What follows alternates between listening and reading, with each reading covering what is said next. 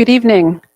This meeting is called to order at 6:30 p.m. I am Deputy Mayor Mink, and I will be chairing today's council meeting.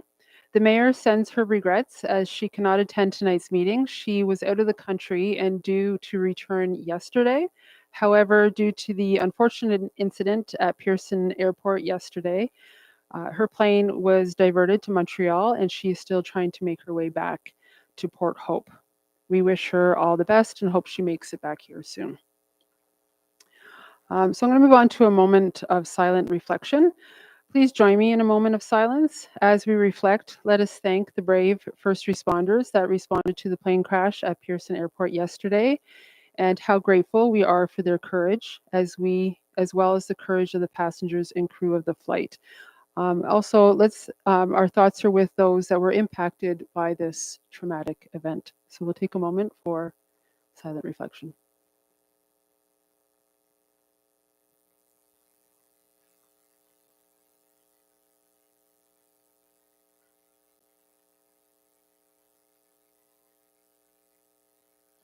Thank you.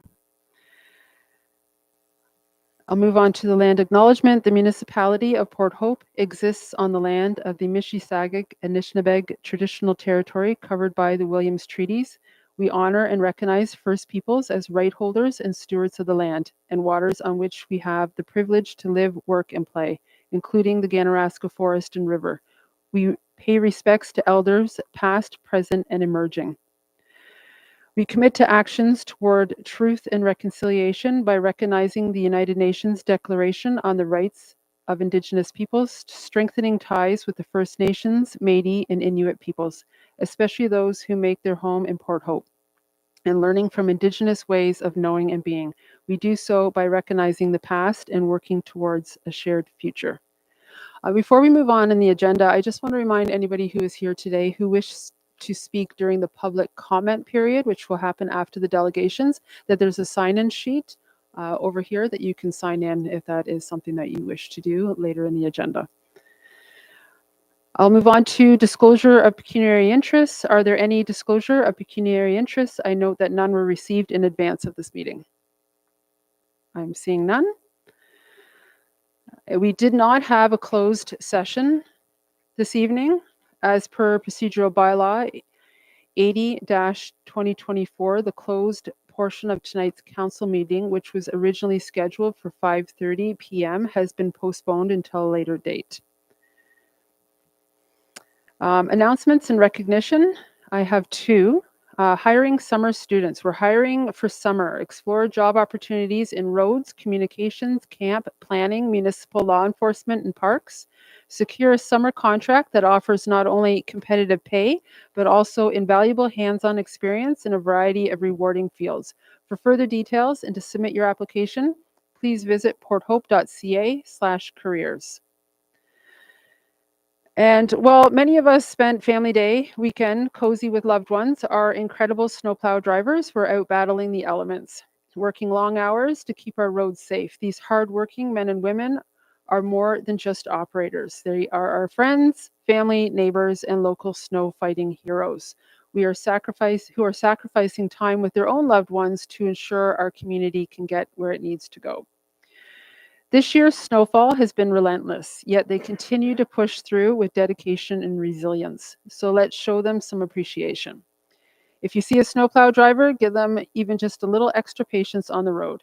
They head out every day committed to doing the best job they can for all of us, and we are beyond grateful for that commitment. Whether you're a municipal employee or a private plow company, from all of us at the municipality of Port Hope, we thank you. And I will ask, do any other council members have announcements or updates related to municipal business that they would like to add? Councillor Attridge or Todd. Thank you, Deputy Mayor. I have one announcement, and it's an update on the AI conference that we've announced here, and we held it on February 6th and 7th. So the mayor and I hosted an AI conference at the Capitol Theatre on those days.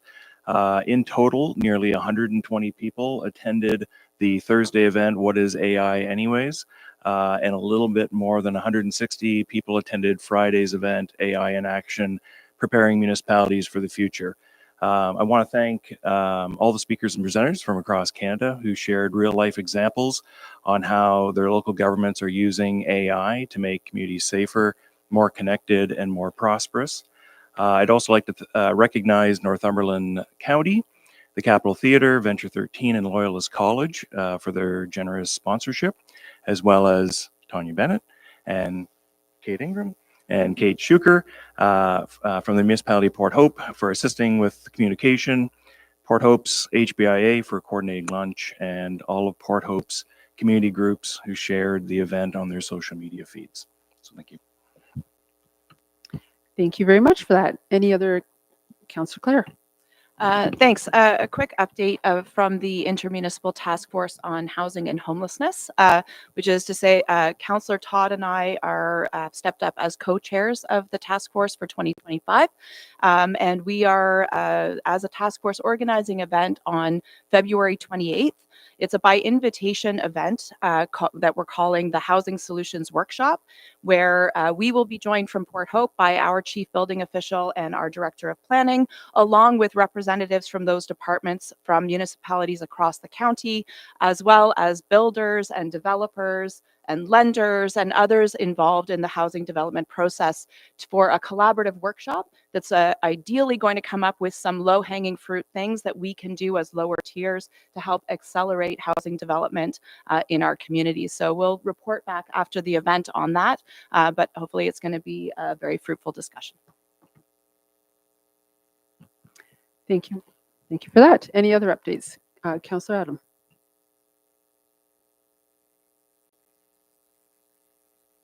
Thank you. I just wanted to remind everybody that the nomination intakes for the 2024 Civic Awards is open, and the nomination deadline is March 6, 2025. And the Civic Awards program, it aims to recognize the contributions and the achievements of individuals and groups that bring honor and enrichment to the municipality of Port Hope. So if you know anybody that fits in any of the categories, make sure that you get out there and you nominate them. And then I'd also like to remind everybody that doesn't know this that it is playoff season now for the Port Hope Panthers, and it would be wonderful if everybody came out to our home game and packed the jack and supported our local team. Thank you. Thank you, Councillor Adam. Anything else? Okay, so we'll move on to delegations. We have 2 delegations on the agenda tonight. Both the delegations have requested extra time, and we have granted that request. So both delegations will be 20 minutes. First, we have Scott Cameron, General Manager, Historic Waste Program Management Office, CNL, regarding PHAI Port Hope Project quarterly update. Good morning, or good afternoon. Thank you very much. First, before I do start, I do want to talk to your AI program on Friday. We sent 10 members of our organization, and they came back on fire with incredible ideas. So whoever organized that, I really appreciate it. My staff appreciate it, and they definitely encourage that again. Thank you very much. All right, good evening, Deputy Mayor and members of council.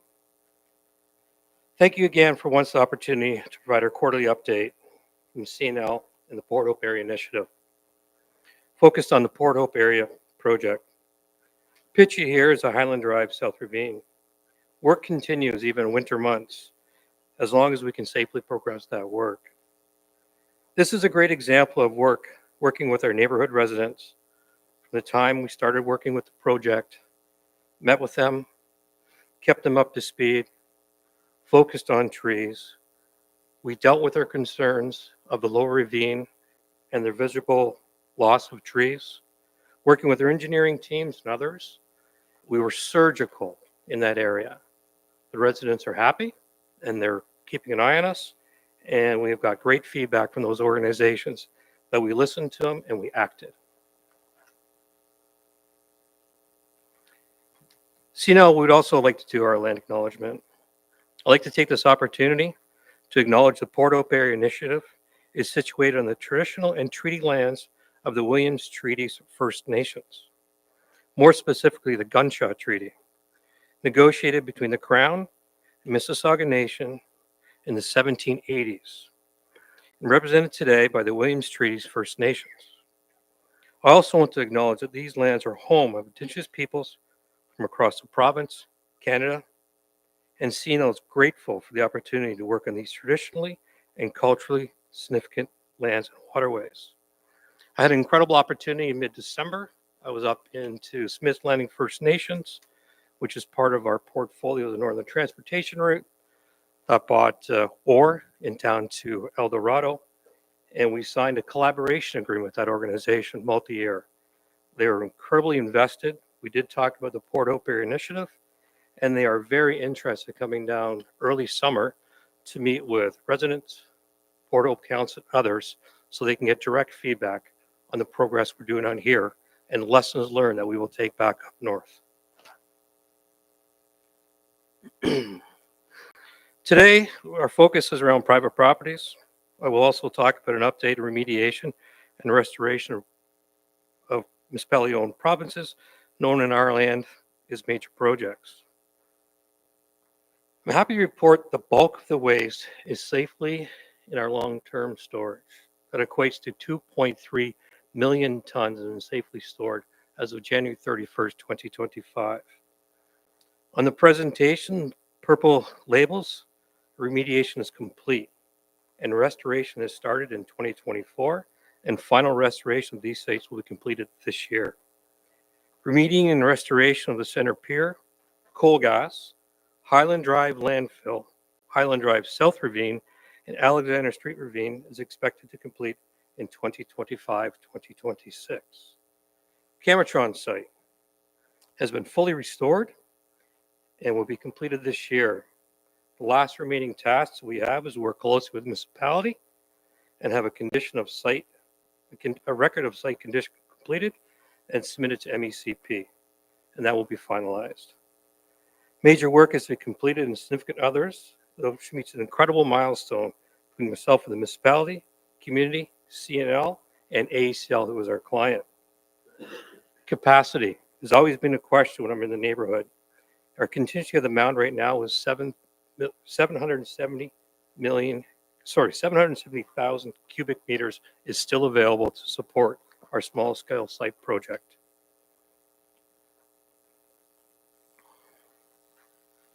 Cornerstone project, or as the minds and eyes of the community, is our harbor and center pier remediation restoration. We are progressing well. Completion is expected to 2026 and early 2027. Currently, stabilization measures to enhance the harbor wall is safely underway. The Harbor Center Pier is the largest and most complex site. As we transition out of this project, key staff will transition from major staff for major projects to small scale sites. We want to utilize their expertise and transfer their institutional knowledge of work with the community onto our small scale sites. Waterworks West remediation. The pictures above are current, back in 1975 earlier. Work in the Waterworks West is near the West Beach is nearing completion. Over 23,000 cubic meters of contaminated waste was removed from this area. This represents 3 times the original estimate of radioactive low-level waste in that area. The cleanup sites provided us with significant challenges to the proximity of Lake Ontario. With the volume of water, coupled with the depth of contamination, that led to a special circumstance application being submitted to the municipality for review. This is on the eastern section site near the West Beach area. What does this mean? It means a pocket of naturally stabilized low-level radioactive waste will be left in an isolated area approximately 2 to 4 meters below on the eastern area of the West Beach. The plans for restoration in this area are like other Port Hope Area Initiative projects and are based on direction from the property owners, which we work closely with, and in this case is the municipality of Port Hope. Restoration in the East Beach section has already been completed, and the final touches are planned with this spring, including the replacement of current border stones in the parking lot that will be replaced with more naturalized versions, and the current stones will be used in other projects across Port Hope. The western section of the beach is expected to be restored in a more naturalized state starting this spring. Detailed feedback for Indigenous communities, regulators, including the Department of Fisheries and Oceans, Canada, Ontario Ministry of Natural Resources, and the Ganaraska Region Conservation Authority and Municipality of Port Hope, all incorporated to the restoration planning of this area. Central to these plans, as with the Alexander Creek and wetlands, is with deeper pools to encourage restoration of fisheries and habitat. The newly wetlands will be already established at Alexander Creek and will not be in contact with the contaminated soil that is being left there under the special circumstance, as is due to the fact that it's deep and on the east portion of the site. Part of CNL's relationship with our Indigenous communities, as well as federal requirements under the Canadian Constitution Act of 1982, and the Crown's duty to consult, CNL engaged with the Williams Treaties First Nations as the treaty rights holders were invested interest in the Alexander Creek ecosystem and the fishery. Those treaty rights were affirmed through the 2018 Williams Treaty Settlement Agreement. Discussions with the restoration and planning, including shared information regarding the optimal challenges and the decision to leave some of the contaminated material on the east side. We also incorporated Indigenous feedback, Indigenous knowledge into the systems with our restoration plans on the habitat, creation of enhanced design plans, and long-term ecological potential of this area to support wildlife, biodiversity, and the benefits for future generations, as well as contributions towards truth and reconciliation. Private properties design, remediation, restoration. Currently, we have completed 213 exterior residential properties, 81 interior residential properties, and 22 road allowances. Current status for a 2024-25 construction season is 83 exteriors were scheduled and 30 interiors. So far, we have completed all those 30 interiors, which is self-performed by CNL, and we're looking to pull scope ahead, working with those residents for other internal material, other internal restorations. Part of the 120 that we did target it, we had higher numbers, but we're working very closely with the residents. We explain all of their options, including use of special circumstance, and also if they want to delay their property with a pending arsenic change that we're complying. We had about 15 people, residents, opt for those opportunities, which does give us a bit of a downstream burn curve, which we'll talk about later. Where we headed for 25-26 construction season, approximately 100 residents' properties have been signed, work with them, and final details surrounding. On top of that, we have about 20 residents that are considering other options and also looking to opt out of the program pending arsenic change. On top of that, we have also scheduled 25 internal residence properties.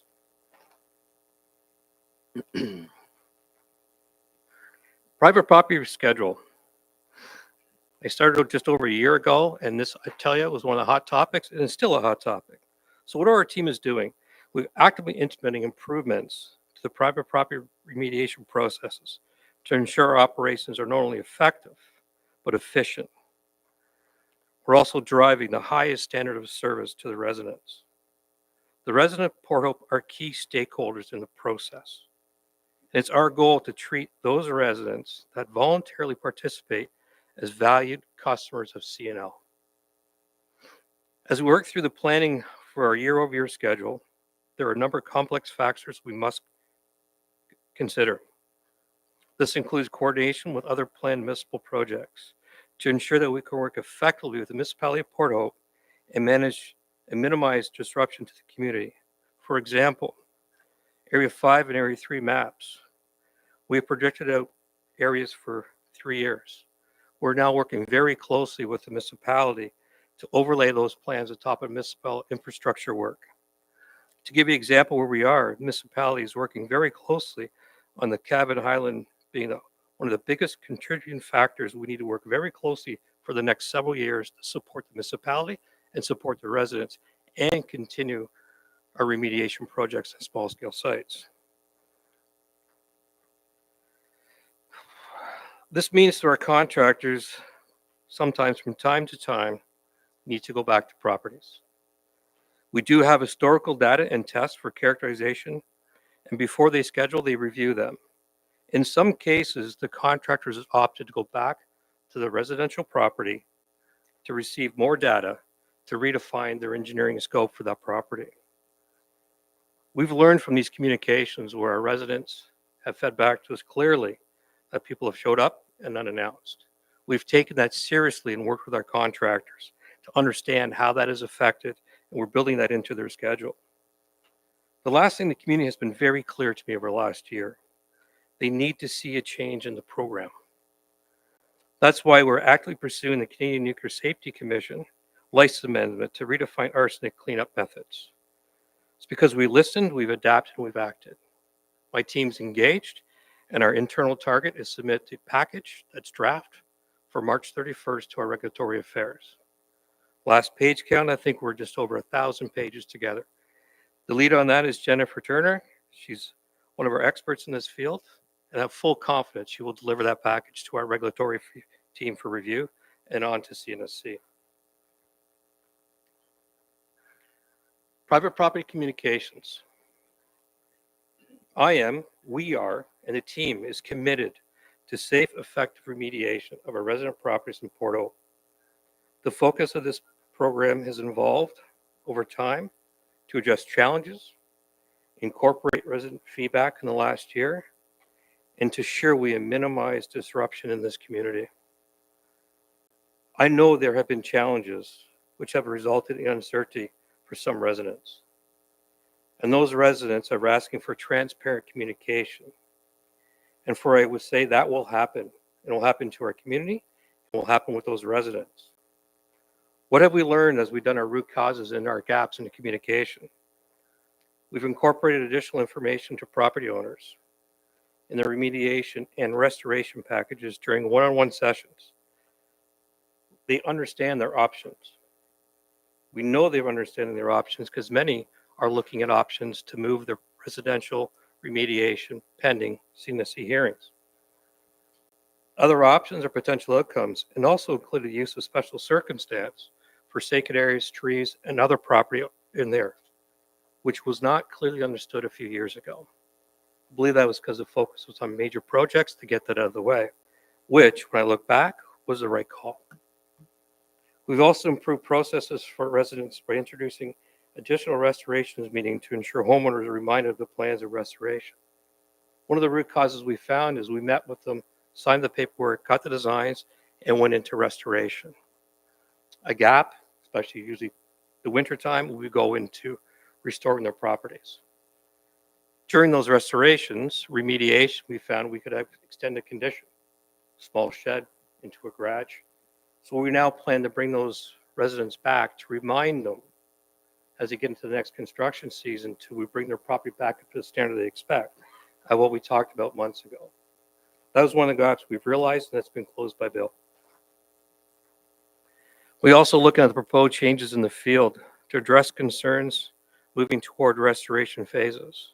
We have engaged our contract partners to work with our residents close. Our contract partners are now sitting with our team as the residents come on a one-on-one to see for their property heading into restoration. We also added technical solutions to provide online access for homeowners. There'll be more to come on that in my next update. That's a teaser for us. Each property is assigned to a field liaison that are available to field calls 24/7. If that liaison officer is unavailable, a peer picks up that accountability. This come to fruition on one of the nights we did have a small event. Homeowner raised a concern and the team acted and resolved the problem that night. Additional communications for community reminding residents that there was options for the voluntary cleanup, including public informations on small scale sites focused. One challenge I did receive early into my takeover GM was supporting local business. We all watched this summer, Watson Street downtown closed, made it very difficult. I was challenged by the mayor and council. As a corporate citizen, how do we get involved? I took this down. This is what field staff did for us. The total spending by our staff on a volunteer to put a receipts in added up to $23,000. Right. They submitted the receipts. It was over 30 downtown area retailers and services that were used. CNL sponsored Resilient Blooms downtown art installation. General manager put a challenge to all our teams. Host your meetings downtown if at all possible. Who else stepped to the plate was our key contract partners. WSP, Bird, and ECC. I'm proud of them. They stepped up. They booked meetings downtown. They had challenge meetings downtown. We booked the Capitol Theater to hold our first all hands. I tell you, what a phenomenal facility. We will be back. Don't tell Delwood. What the team took up was I watched individuals that work for CNL, individuals that work for our contract partners, live, work here, and rallied for downtown. And I'm proud of those teams. Engagement opportunities. This is an area we will improve on. Bill and myself meet quite a bit to talk about this. We still do get feedback from residents. We are not communicating enough, and we need to open it up.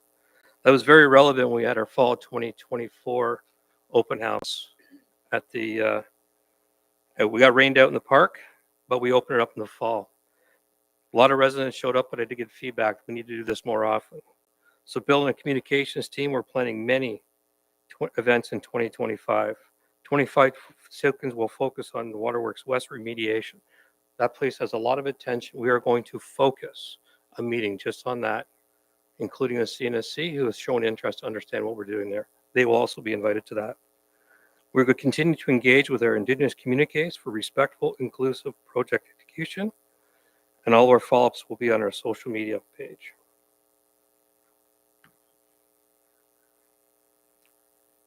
I do acknowledge that residents have raised concerns about the remediation process, length, disruptions, transparent communications. I acknowledge and respect those golden nuggets, I call them, that brought to me. We also do receive thank yous. I did work with a few people at my last employer that live in Port Hope and did remind me of what it was like in the first days going through mediation. We've taken those lessons learned and we incorporate it. How do I know we're getting better with our residents? What's the measure as a general manager for myself? I worked with past, when we first got here, Candace, around complaint resolution program. This is what I was handed in January 2024. In tier 1, we had 9 complaints. On the tier 2 level, we had 11 complaints. These are residents. Complaints on the project, our contractors, or performance. September, we had 10 complaints at tier 1, and we worked our way down. We had 4 left in tier 2. I'm proud to say in October 24 to January 25, no new complaints were filed. As a key indicator that our contract partners and CNL are listening. We're closing gaps and we're fixing them. All the complaints resolution program incidents were in 2024 revolved the previous contractor that I have spoken about at previous council meetings. There was a decision to change contractors. I reflect on those decisions. There was some delay to the project. It is very intertwined with COVID. Could I separate the two? No. But the data I do have, that we went months with our new contractors, WSP and Bird and ECC, and no complaints. Right. Through transparency, we do have 2 complaints that are minor that are coming this month, and we're acting on them.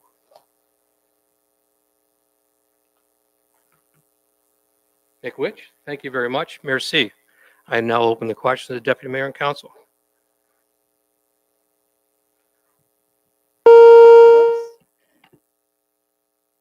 Yeah.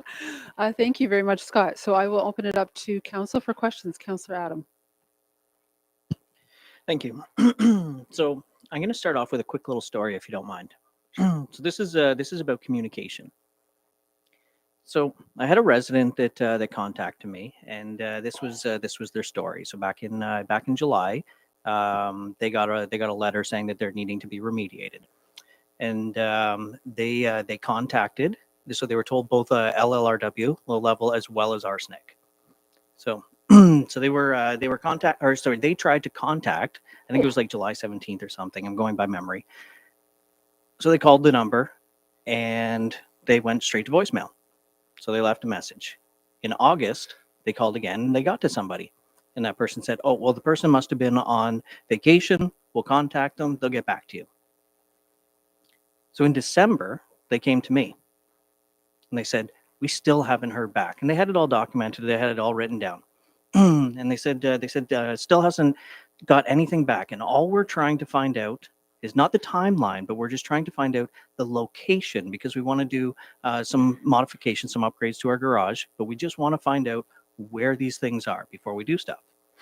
I was like, okay, well, I'm going to talk to staff, Kyle, and then let Kyle talk to you because that's his job.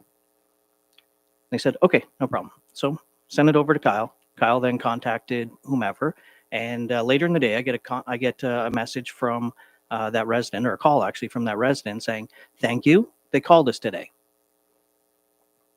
They didn't give us the information that we wanted yet, but at least, it's starting to roll. I talked to that resident today. They still don't have the information of the location, but at least they were happy that there was some sort of contact. So communication seems to still be a little bit of an issue.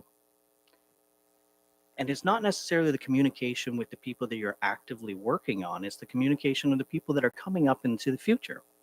So I do have a couple of questions. That's just a background story of this one individual. It's not the only one, but do thank for actually contacting back. But I know that you had said that there's actually a liaison for every place. So apparently this person wasn't picking up or whatever it is.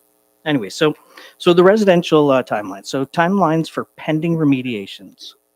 Many residents are still waiting for their homes to be remediated. Can PHAI provide a clear and updated timeline for when those properties will be addressed and what the factors are that are influencing those timelines? I have a few questions. Do you want me to list them off first, or do you want to go one up? Your choice, Councillor. Okay, I'm gonna do a few of them, and then if you don't mind. So communication on those delays for homeowners whose remediation has been delayed. How does PHAI communicate those changes to them? Are the residents notified in a timely manner? If there's an extension or an anticipated remediation date. And then homeowners prioritization. What is that criteria or the process that PHAI uses to prioritize the properties for remediation? Is there a clear system in place the residents can reference to understand where they stand in that queue? So I'll let you on those ones first. That's it? No, I got a couple more, but So first of all, I will choose the word disappointed about that. I do remember that actually email from Kyle. Appreciate that. And that's where I would take my time and my coffee chats. I need to understand for the resident where we failed. And I consider that a golden nugget because it's not just one. There's probably a couple. Mhm. Those couple may have just not picked up the phone and called the counselor to get that support. So offline, Kyle, I think we need to get together. I'd like to sit down with the resident, find out lessons learned, and take it back to the team. There was a gap in some places. We do have new staff. We actually have a new person front desk that takes those phone calls. Barb has been phenomenal the last several months getting up to speed. On selection of criteria of how we're going to remediate the properties. Currently, we're 800 and climbing up. We had all the properties broken into kind of two different categories. We had external, which included road allowances, and then we'd have interiors. I'm asking the team to break off and pull out those road allowances, right? Kyle and I are going to work on that and see what we can do with them. Currently, right now, we are reviewing how we're scheduling year over year over year. It was pure geographical, neighborhood to neighborhood to neighborhood. And the theory behind that did not engage some of the community staff that could be involved in help making those decisions. So what we've done now with the pending, and I'm going to use the word pending criteria change. We're looking at properties and scheduling properties that will not be affected by that criteria change. So we're going to get the criteria change. Those properties still need to go. There was some properties scheduled in the next 2 years that were sitting on the border that if we get this change with the CNSC, we would not do. Those schedules, those properties were removed, put into years ahead. I think I failed slightly by not making sure we communicated to those residents. So that one belongs to me, because the focus was get the properties done that really need to be done today. Get those low-level radiologicals out, high levels of other mixed waste, and that's the schedule. I think the third one is where are we scheduling to be done? I knew this question was coming up, so we actually have our flow chart. We are scheduled to be done in 2031. This was built several years ago, but I do see a significant rest of the schedule. It was built without resident feedback. We are looking at two key items into that schedule. How much can the municipality of Port Hope, along with the major infrastructure work that Kyle and I are working closely on, can the community take? That was never a factor in building this schedule. The second one is our contract partners. We have two highly effective contract partners. We need to take those lessons learned and look at a third if needed. So I've challenged the executive, the WSP and BIRD. What is their maximum capacity? Because, you know, I'm proud to say we will hopefully build new nuclear around here shortly and building at Darlington. But for myself, that's a direct challenge to the staff I need to do this project. That has also not been factored into this. So currently we are scheduled to do, 2031, but we're looking at large numbers, right? 28, 29, 29, 30, 30, 31, look at 195, 200 homes, residential exteriors. On top of that, 30 interiors per year. That's a lot of traffic in our municipality. So that needs to be factored into that schedule. So currently my answer is yes, 31, but we need to get those factors in there. And when do you plan on communicating it with those residents that will be in, like, let's say 2030? Once I have high confidence that we'll be successful in front of the CNSC, we're going to take a look at those properties and we'll work with those residents to now have more choices. Okay, just one more. Is that okay? Okay, and then the only other thing to ask is, so last year, Councillor Clare asked about a town hall. Is PHAI willing to still do a town hall so that the residents can ask the questions in an open public setting? Yes, we attempted a very cool day. That was going to be in the park. Mhm. Rain rained us out. We scrambled and we got a hold of a nice facility that I don't know why I didn't think of before, because I live here. We're in the agricultural building and it went off really well. We had several hundred residents. That is on the books to do again. I took that feedback. There was questions from residents about FaceTime with me directly. So Bree Nixon took the action. I appreciate her. It was coffee time with the GM. Mhm. We picked the local coffee shops and just booked a couple hours and sent it out there. I got really good feedback. I got some really good nuggets that we don't think about from day-to-day operations. One resident talked about, well, what's everybody standing around with these dust monitors? So we explained we actually need to meet MECP regulatory requirements around dust monitoring. Those will continue. Did I get some pretty negative feedback? Yes, but those are also golden nuggets, right? It gives an opportunity. But I also looked at it. Some of those residents were frustrated in the gaps of communication. So I appreciated them showing up. Thank you, appreciate it. Thank you. And Councillor Less. Got you guys have done an incredible job with the industrial sites. And, we've seen progress, we've seen accomplishments. Residential, we know it's going to be a whole different ball game, or is a different ball game because of the personalities involved. Not quite as easy to communicate with on all the times. I think your key word was frustration. There is frustration out there. I don't see a ton of it, but I know it's out there, and I know there are a couple of instances where it's super frustrating. And you've been engaged with people that historically, recurringly give you the same problem over and over again, and You give them an answer, and your answer is consistent somewhat, and they're not buying it. Correct. But it doesn't mean you can give up on them. It's the nature of the game. Yeah, and I appreciate your comment. There are some that been here from the start. You know, I guess it's back to the future. If I had the time machine, I'd go back and fix it. I can't.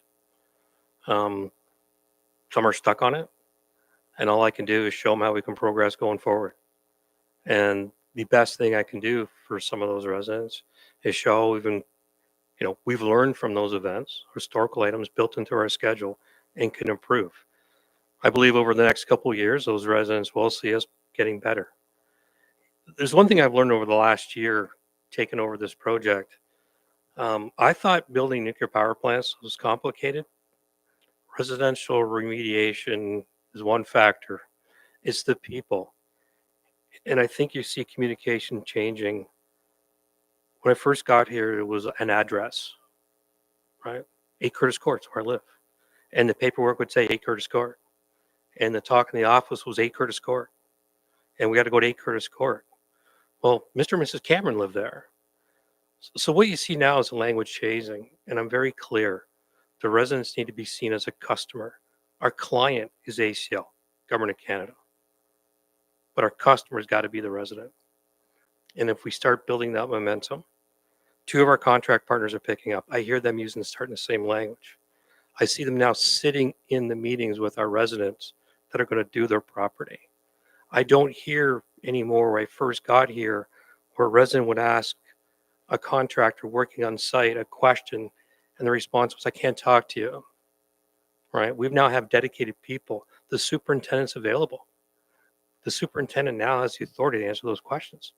In some cases, the resident did not like the question. Yes, we are chasing more low-level radioactive waste than we encountered on. And yes, we're going to have to go under your shed. But we're communicating better in some cases. And the people that have lived history and still are questionable about the performance, hopefully in the next 2 years, they change their mind. And Councillor Todd. Thank you very much. Thanks, Scott. Mine are pretty short. One you already alluded to, which is you've sort of got this mapped out to 2031 as far as what's left to be done. More of a request. Could you add that to the updates so that we can see, what it's looking like and as they get sort of moved through the pipeline, so we can keep a running score, and recognizing the numbers may not always be the exact same numbers because some properties are going to fall off and some, I appreciate all that, but just the idea of having, sort of a ballpark of what's coming up, is that a possibility? That's a possibility. I will add that to my next quarterly update. And I will have 2 serious caveats on that. Since I'm an outage manager from nuclear power plants, Yeah. those risks will also be incorporated. I think the schedule is built. We're trying to find an expert out there that can help us measure what our construction impact has to the community.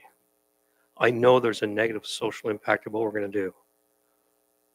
I'm not sure what 200 residential sites per year plus municipality work on top of that will do to the resident.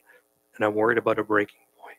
So we will put it up there, but I will have caveats that it's under review. Okay. Well, and maybe I can let you off the hook a little bit here, because what I'm really curious about, not necessarily is which years you're going to do them, but just the bulk of what's outstanding. So you've got it booked into 25, 26. And then if you want to say, and then here's the rest that has to get done, I'd be more interested in that than necessarily if you're doing it in 27, 28, 29, so maybe in between. I appreciate it for letting me off the hook, and I can meet that request. Okay. And I'll Thanks. work very closely with Kyle because we are piling the municipality work on top of that. Yeah. So you will see fluctuations and you will see us change direction to support the municipality.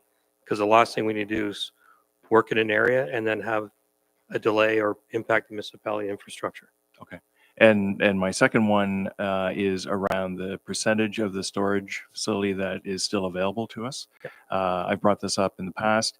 I'm curious as to how much of the storage facility is still available for storage of soil. If you have an answer for tonight, that's great. And if not, if we can add that in the future as well. Yep. So capacity for Port Hope long-term waste management facility is 770,000 cubic meters left to support the small scale site. What would that be as a percentage of the total that you had available?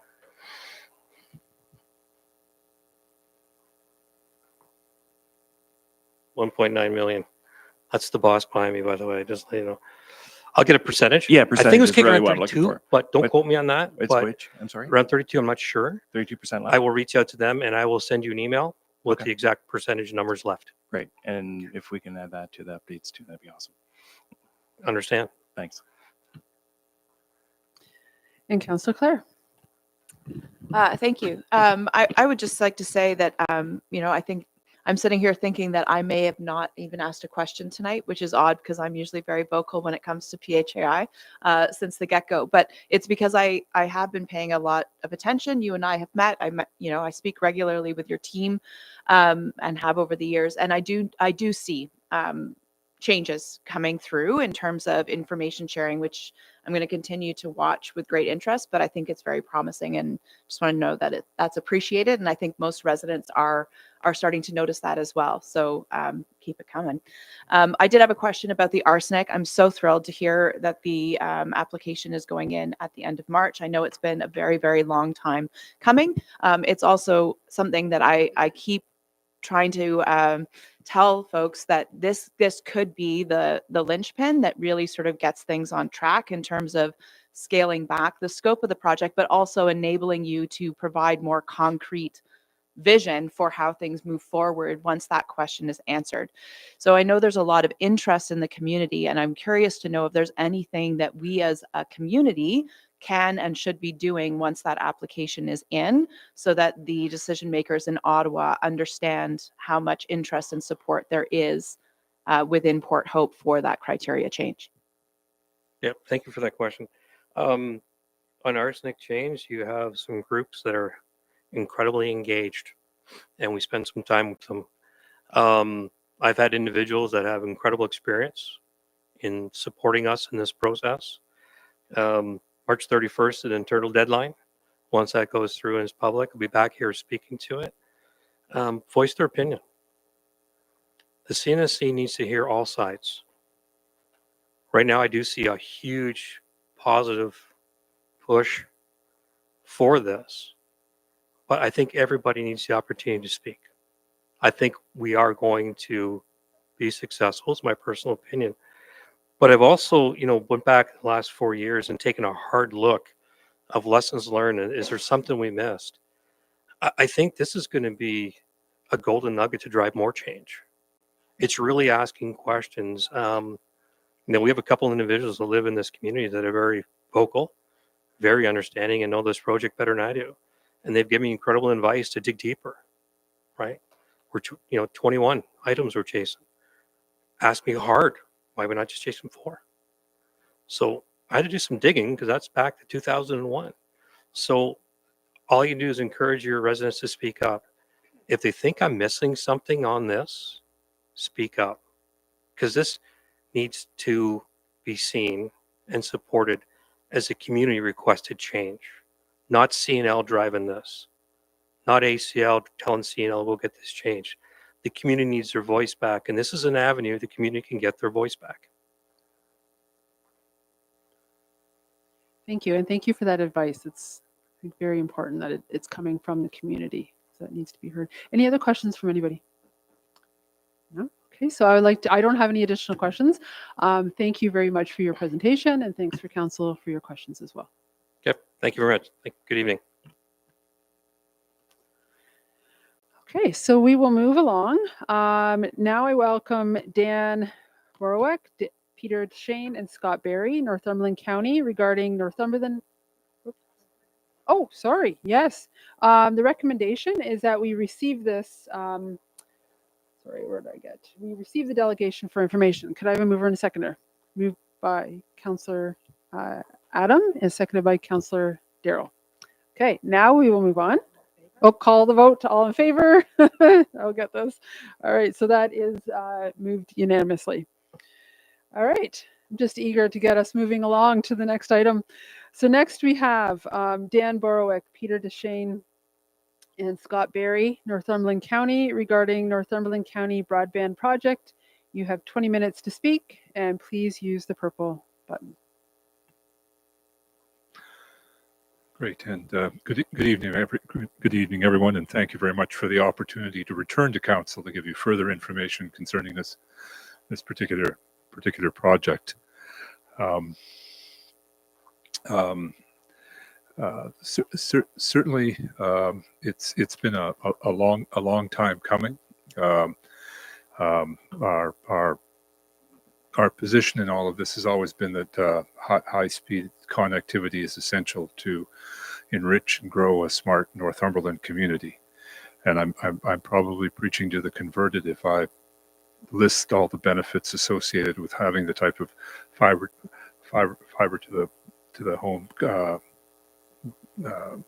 type of project that we're currently engaged in, which includes vast opportunities to improve quality of life in the areas of access to education, smart agriculture, enhanced healthcare, business productivity, and self-employment growth. And at a time when there seems to be a significant amount of uncertainty in the global economic environment, the opportunities associated with having this type of connectivity almost becomes an essential need. So this project is significant. It involves all of Northumberland County. It was never undertaken as one specific area, but rather it was designed to try and do a one and done approach.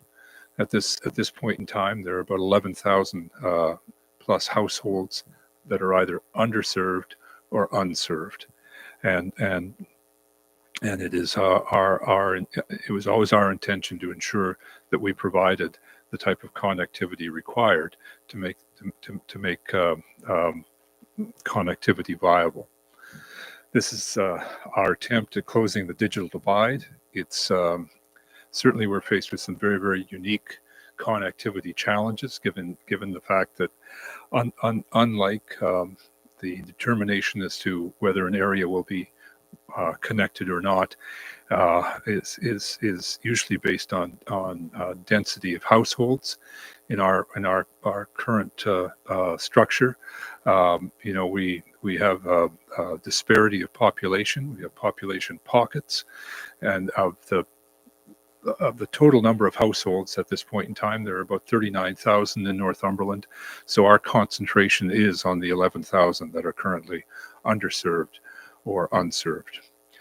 So the end result of this would be a utility grade network with a minimum of 1 gigabyte service to the home. So this map is designed to give you an illustration of how we're attempting to close the connectivity gaps. What you see in green is currently the available high-speed internet services available in the county. What you see in red are government-funded high-speed internet projects. And as we go through the presentation, you'll get a clearer view of exactly what is happening with this particular project. In order to fulfill our particular project, we're looking at about 1,125 kilometers of network cable is required to make this particular project successful and meet the requirements found both in the federal and provincial agreements. So this is a public-private partnership. Our funding sources are significant.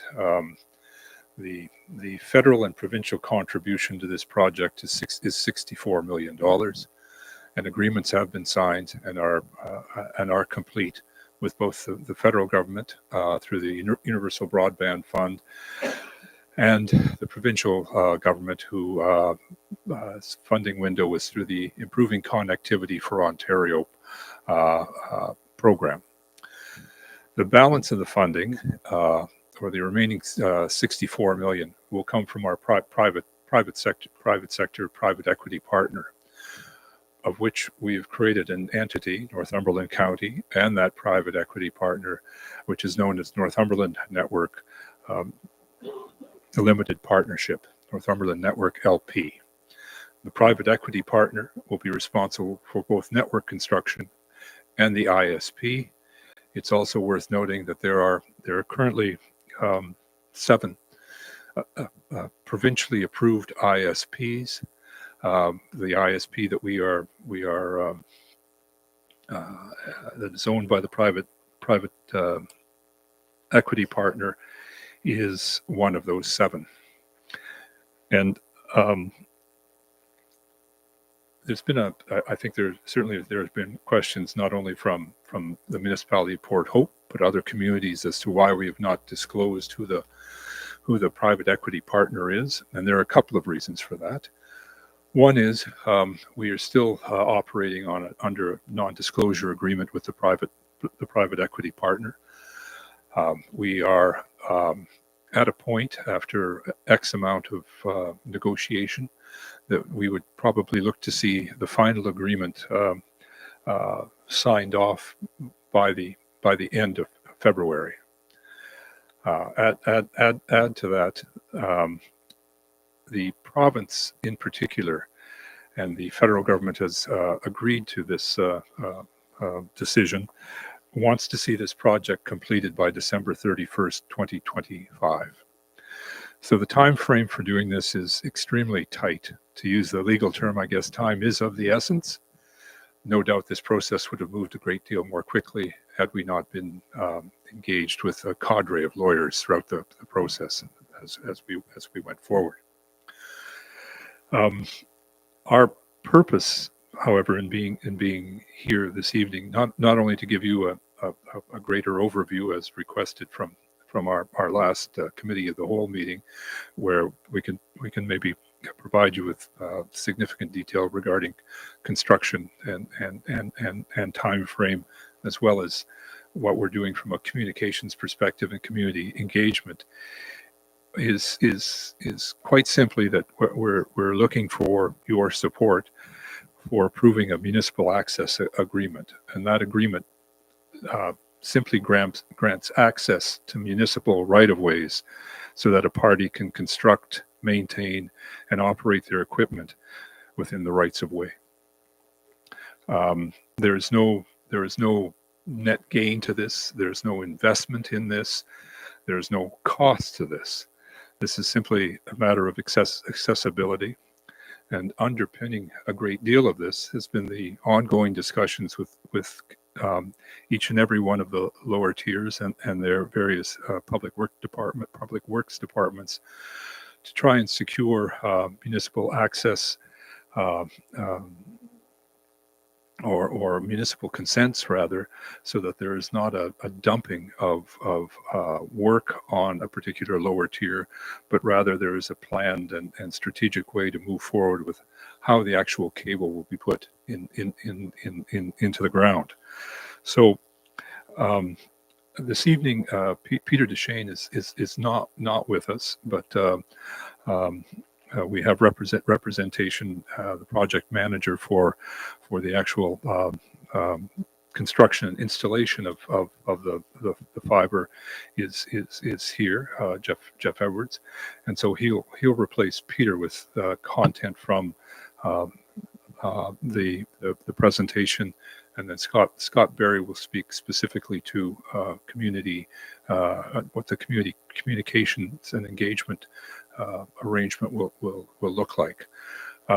We are not only faced with the non-disclosure agreements, we're also faced with the provincial election, which has created a communications embargo in terms of details regarding specifically the ISP and private sector partner at this point in time.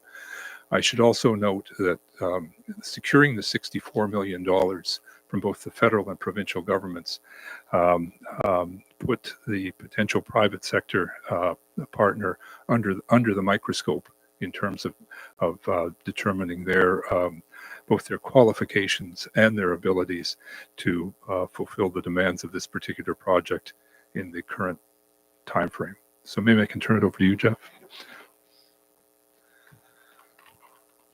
I'd follow that one because it's different.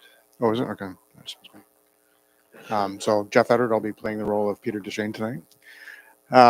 Talk a little bit about the network. One of the big things that we want to stress with this is there's no cost to the residents to have the fiber brought right up into the house.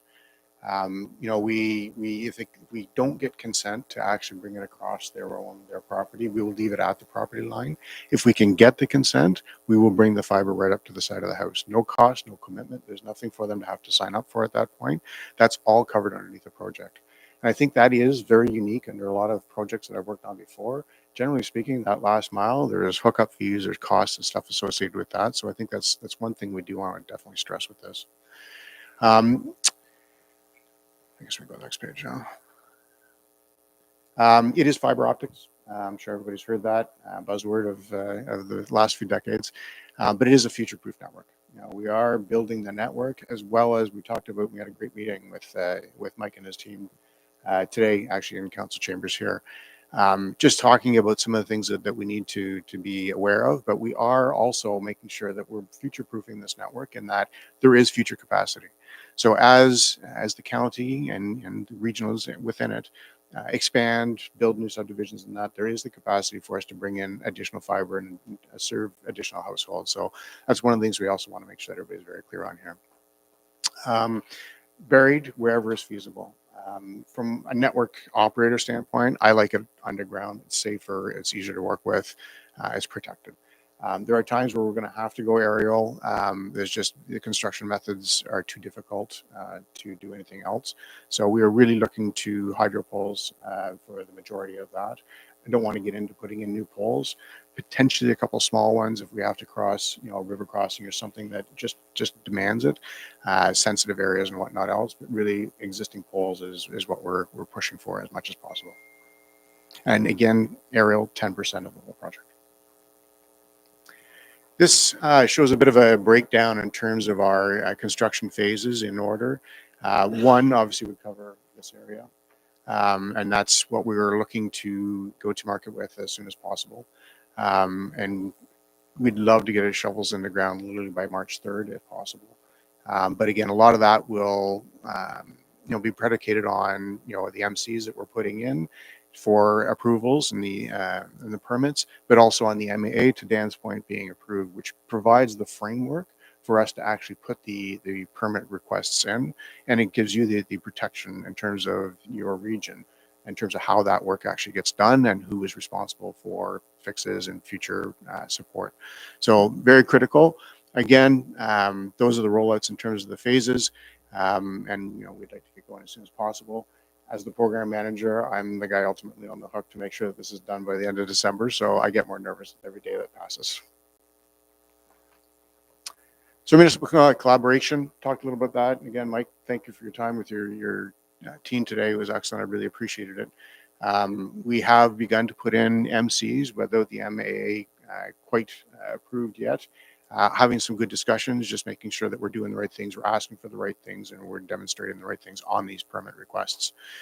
For Port Hope, we're looking at 21. I think that's an old number. I think we've gone up a little bit there, if I'm not mistaken. But again, all subject to change. And as we go through the design and even the map that Dan had up earlier in terms of the routes and that changes fairly frequently, only because of permitting, of things that we discover out in the field that make construction very difficult, and even some of the things like Nexicom, which has moved into some of the areas that we need to be aware of. We don't want to be overbuilding if at all possible. It doesn't make any sense from a future business perspective. In terms of cable installation, pictures are a little bit difficult to hear, but essentially, it is specialized equipment. We are trying to plow as much as possible. Plowing basically disrupts the ground the least. Literally, it just puts a sliver in the ground, meter deep, and we put the conduit in and we fill it right back in. So as you can see here, the third picture from the left, You can see that's actually an area that has already been plowed, and they're just running the tires over it to pack down the earth or the grass that they've backfilled in there. So fairly, not disruptive, and also allows us to be able to do this fairly quickly. The far right is a ground level box. So again, when we have to join up cables, do splices with the various fibers, we need an enclosure to put those in. So those are all going to be at ground level. We're not putting any infrastructure above ground, with the exception of the OLT boxes, which there'll be 9 in the entire county. And those are just to house electronics and whatnot, splitters, to be able to distribute to the neighborhoods. This is directional boring. So as you can see here, where there's areas, you can see the trees in one section, there may be waterways in other sections where we may have to go down deeper to avoid structures, or in this time of year, for instance, if we want to start in March, we're not going to be plowing, so we'll have to do some directional boring at that point. It's very accurate, but it also allows us a different construction method to work with different features and different times of year. And I will turn it over to Scott just to talk about the communications.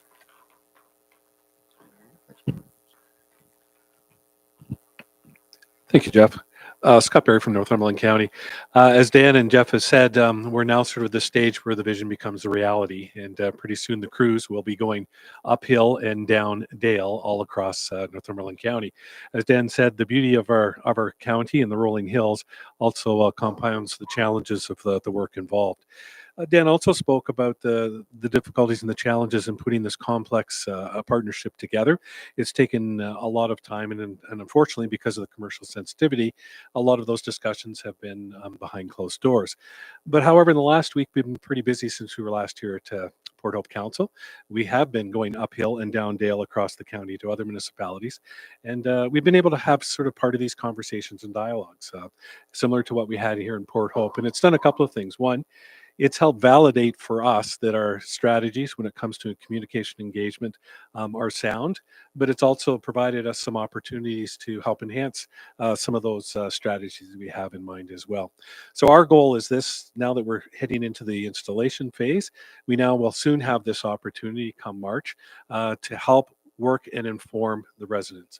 Our goal of the communications is really to help put all of those residents in a position of being informed so they can make informed decisions. As Jeff said, it's voluntary to come to the home, but we're building the track. This is an opportunity to connect to the network. There's sort of 3 prongs to the strategy. There's the clear and timely accurate information around public awareness and engagements. That's what you'll see first when we'll be able to talk around this project in a more fulsome way.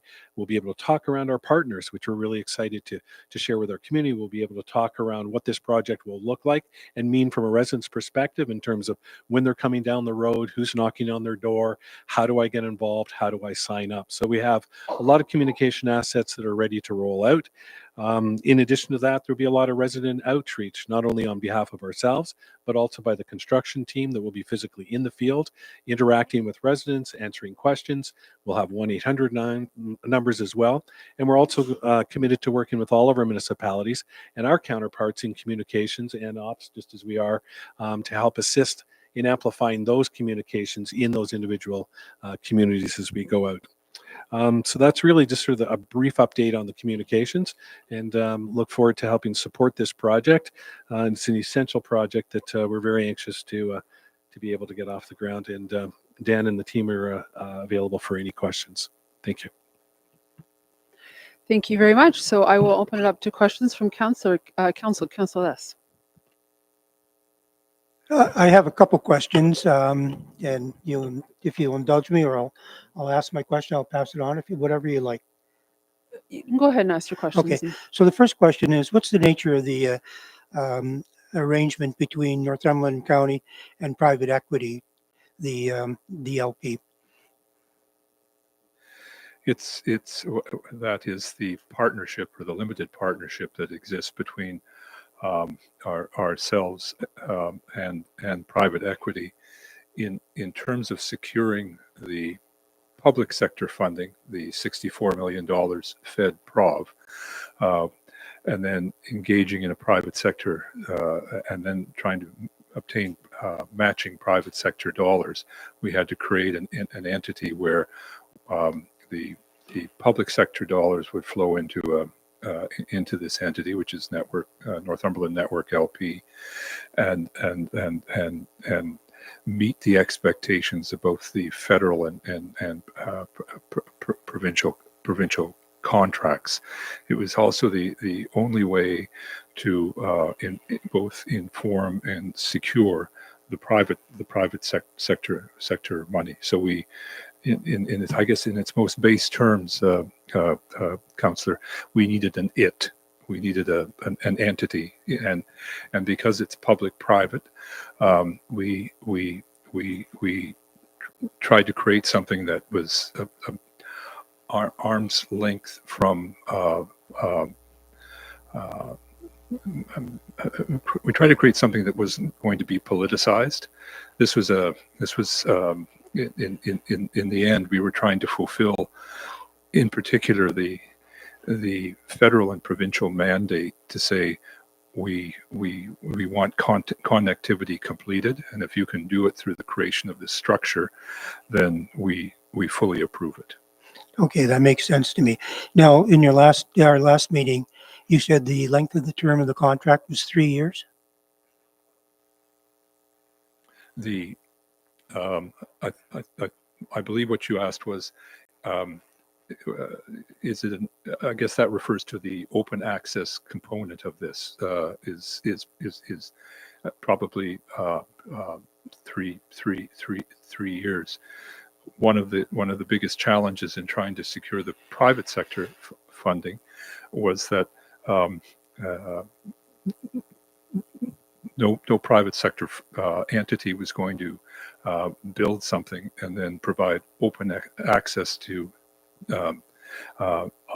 other entities who wanted to begin to utilize the infrastructure that they had invested in.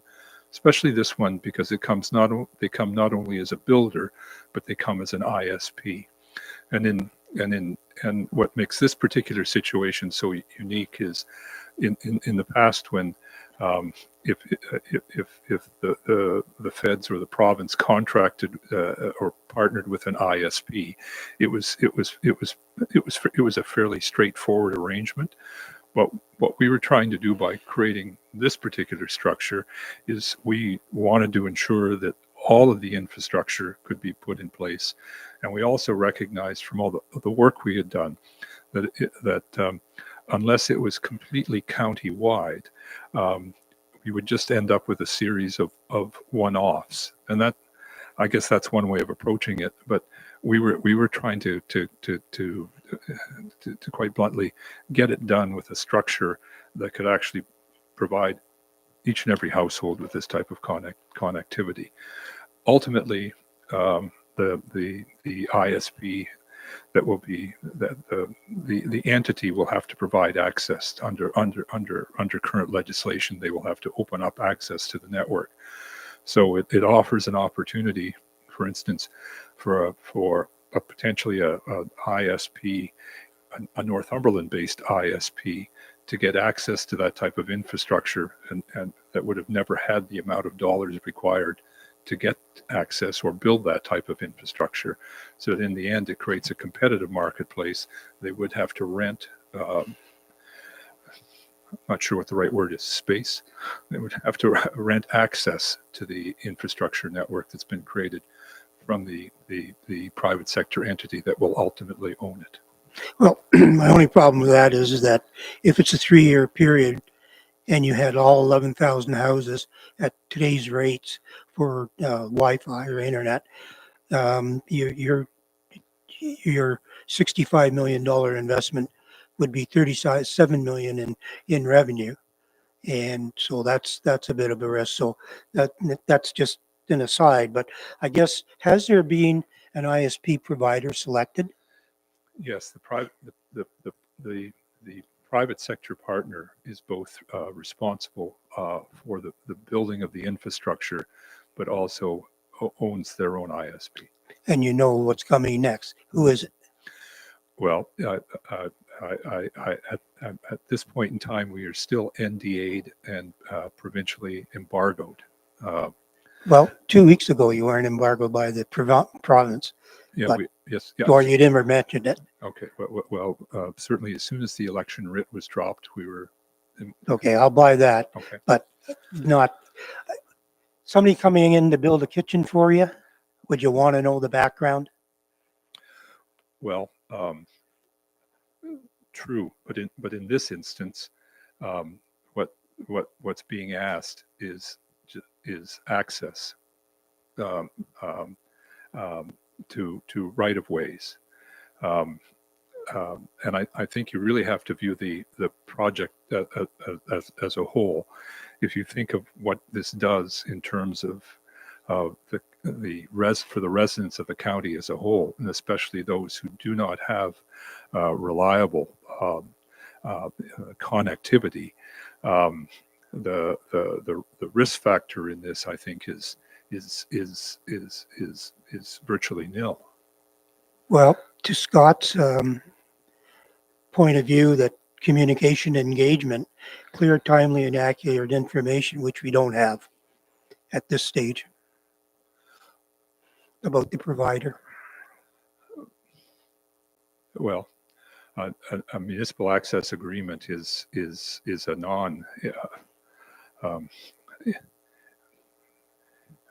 is permission is all it is. It's costing. It's costing. There is no cost associated with this. Anything that goes should, and if anything, it protects the municipality by having the municipality sign the agreement, because the responsibility then goes to the entity that's building the infrastructure. Okay, my last point will be, in the middle of a hockey game 3 years from now, when this internet is in and it goes down, guess who's getting the call? Well, who's getting the call is the ISP, because the ISP comes with a customer service and with a customer But service we don't team. know who it is and whether there's what the reliability of the service is. Have they done it before? I mean, these are the questions I asked last time, and I'm not surprised that you're not giving me my answer. Well, and you probably recognize that I can't, given the embargo. But I think if a private sector entity is willing to invest $65 million, they're putting quite a bit on the line here in order to provide a service that, as you probably recognize, the big telcos will not come forward and do this, because certainly we asked them all and met with them all, and they have no interest whatsoever in the end providing rural connectivity, because the return on investment does not meet their requirements. So in this case, what we have is we have a qualified private sector investor who owns an ISP that has X number of customers in its existing ISP framework. And I apologize that I can't disclose it, but these negotiations have been ongoing, and $128 million project is there are certain sensitivities that need to be that aren't for public consumption until the final documentation is signed. As you can tell by Jeff's comment, the desire to start by March the 3rd, and the fact that we're looking at completing the negotiations by February the 28th, is, we're close. You may have to trust us. Well, I appreciate your situation. I hope you appreciate mine. We both have tough decisions to make on this. Yes. Thank you. Thank you. And I'll move on to Councillor Todd. Great. Thank you so much. Thanks, Dan, for all this. A couple of my questions are a bit adjacent to what Councillor Les was asking, but maybe a bit more pointed. So I appreciate the fact that Northumberland Network LP is the legal entity by which something has to exist so that all things can go through it. More specifically, when we look at the Northumberland County is not putting forward funds on this. They're simply, half of the Northumberland Network LP and operating a bit like a municipal services corporation. Is that correct? That's correct. It is a municipal services corporation. What Northumberland is investing in this is they're investing the human resources that have gone into acquisition of the federal and provincial funds, as well as trying to facilitate the activities associated with this type of build, so that there's familiarity and that in terms of something like a municipal access agreement and or municipal consents, that the entity that requires the type of contacts and back and forth information, so that the municipal consents meet the requirements of the municipality, and the private sector partner can fulfill those needs, is part and parcel of why we're here tonight. Yeah, so not cash, but expertise and how to navigate through all that. Okay. My next question, we talk about connection to the network is voluntary and optional. So just for clarity's sake, option one is I don't have to have it run to my house if I don't want to. Option two is if I did have it run to my house, I don't have to sign up with the ISP. That's correct. So if I were a homeowner, I could choose to, have it run because, it may add value to my home, but I actually don't want the service provider. Or I could say I don't want it run because it's not of interest and I don't want it on my property. If I choose not to have it run this time around, what happens down the road if I change my mind? Well, there's backhaul that's gone past your property, which in point of fact would at least allow you the opportunity to connect to it. And so and there might be there would be a cost to connect that at this point in time, if you were willing to have the fiber put in and not use it. That would probably make more financial sense, but given the nature of what this project is, it is available. Yeah, so it's a choice, but later on, I would pay the fee if I wanted to add it. That's down the correct. road. Okay. My last question is, so what impact will this have to Port Hope residents should council not approve this or delay it? Maybe I could ask the project manager what that would do. I think delaying it and the number of households in the area would put the project overall in jeopardy. We have a tight timeline to meet the end of December to guarantee that funding to fund the project. I can honestly tell you, without the government funding, the project would be underwater, and there would, we would not proceed. So I'd say that, delays, any significant delays or an outright rejection of the MAA or in going forward with this would overall jeopardize the project. Thank you. Any other questions? Councillor Adam. Thank you. So infrastructure start time would be, let's say, if approved, March 3rd. Is that right? Oh, sorry, push the button again there. Sorry. Thank you. Yeah, that's what we're targeting right now. We have a few permits. We're anticipating more.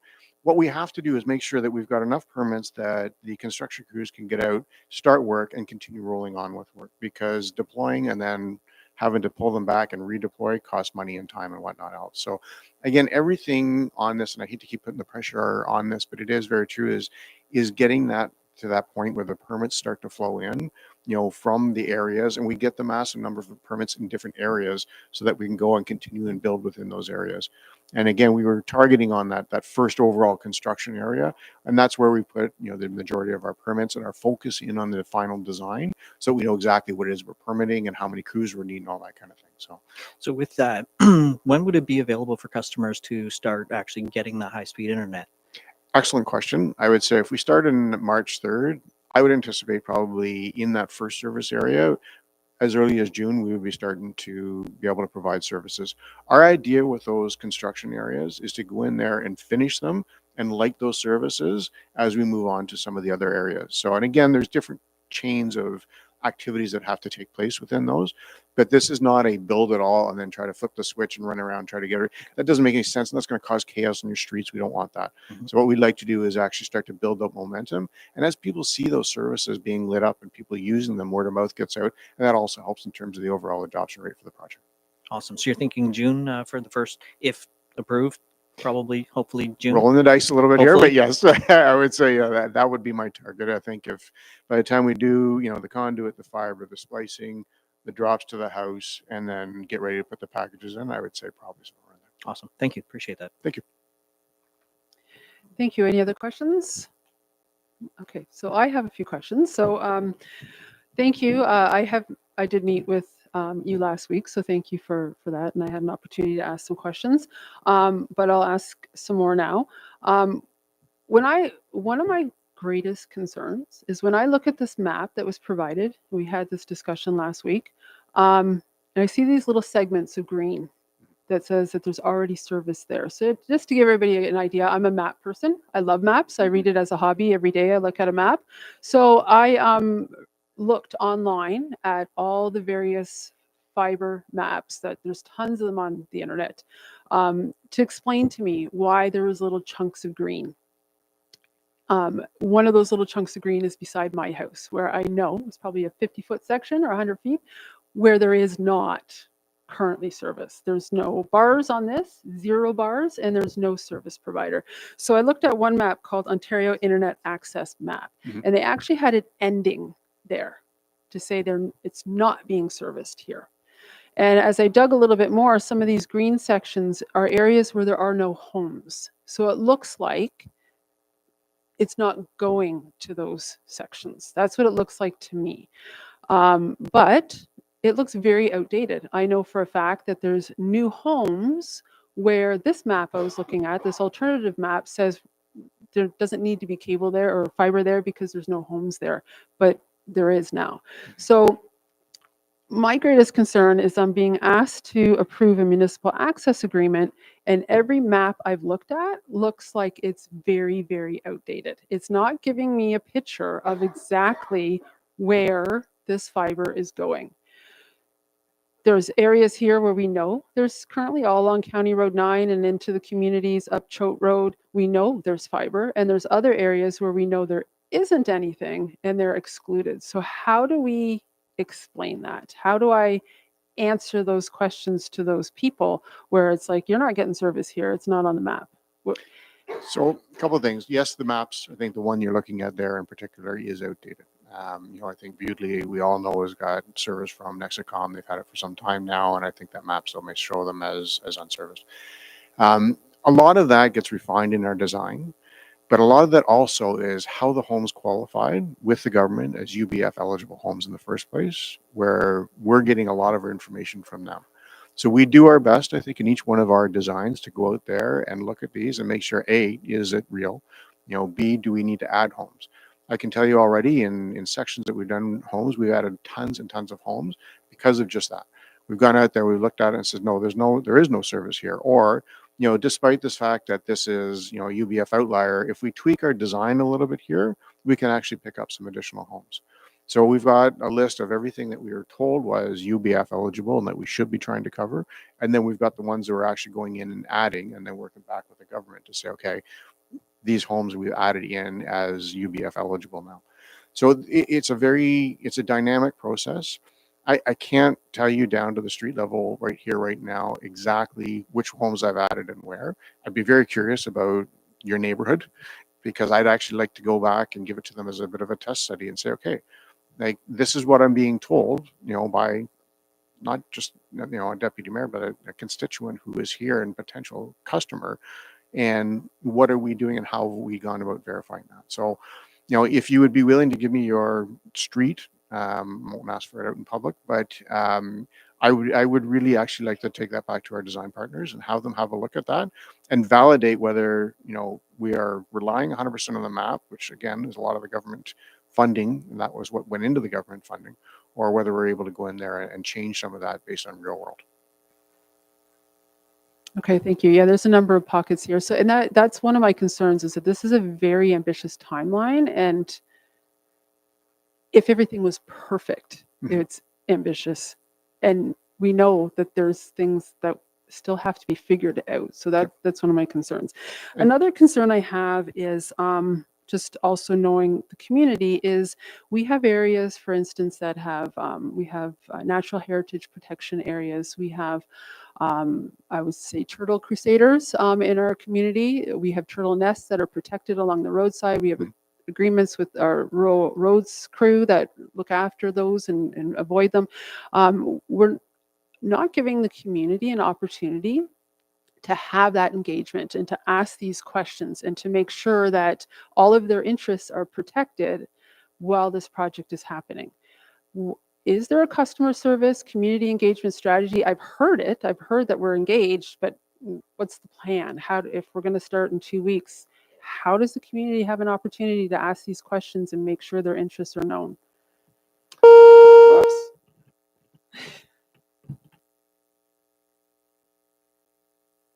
Oh, I did too. Okay. Okay. You know what? It's an excellent question, and it's a little bit like what we heard from Scott's presentation ahead of us and the previous delegation. You know, are there going to be opportunities to do community events? Yes. You know, will there be town halls and whatnot? Yes. I would like to see some of that happen sooner than later. You know, I also, you know, we again from the meeting this afternoon, we got great pieces of information that maybe we wouldn't have thought about. And again, it's partly working with the various departments of all the various communities who are giving us some of that feedback as well. And that's why, you know, we're taking the time to come out and meet, you know, in the middle of the afternoon to talk about these things because, you know, it's, you know, Scott called them golden nuggets. So they are, you know, they give us ideas that things that we need to be looking for that might be very locally known, but not regionally aware of. So, you know, I would say yes, there is more coming, and from a communication perspective, I think, you know, Scott's got some things lined up, both of the county and that we're trying to combine on with our various marketing departments and marketing initiatives and firms and whatnot else. So, it is, you know, how do I say this? It's a little bit more backwards than I'm used to doing, only because we've been so stymied on the communication piece up until the very last minute of where we want to actually go into literally construction, and we're launching our communication almost at the same time. And that, I mean, for me, I like to have things laid out and have, you know, the 3 and 4 week ahead of time reach outs and communications to each and every household. So we're working through as best as we can to try to develop those, and I think a lot more will come on the communication side in the next coming weeks. Thank you. And Yeah. So, and Dan makes a good point. I mean, you know, part of the municipal consent process is for them to get a chance to identify some of these things with us as well. So if there's an environmentally sensitive area, Turtle's a great example, you know, obviously we would expect that to be identified, you know, and particularly depending on the time of year, you know, so that we can work around things like that as well. So that's the opportunity for us from a municipal consent to actually gain some of that information.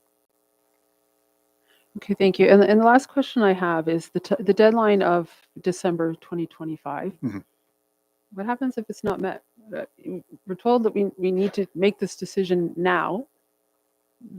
What happens if we get up to the fourth line and it's December? Then what happens at that point? Oh, I keep pressing the wrong button. I apologize.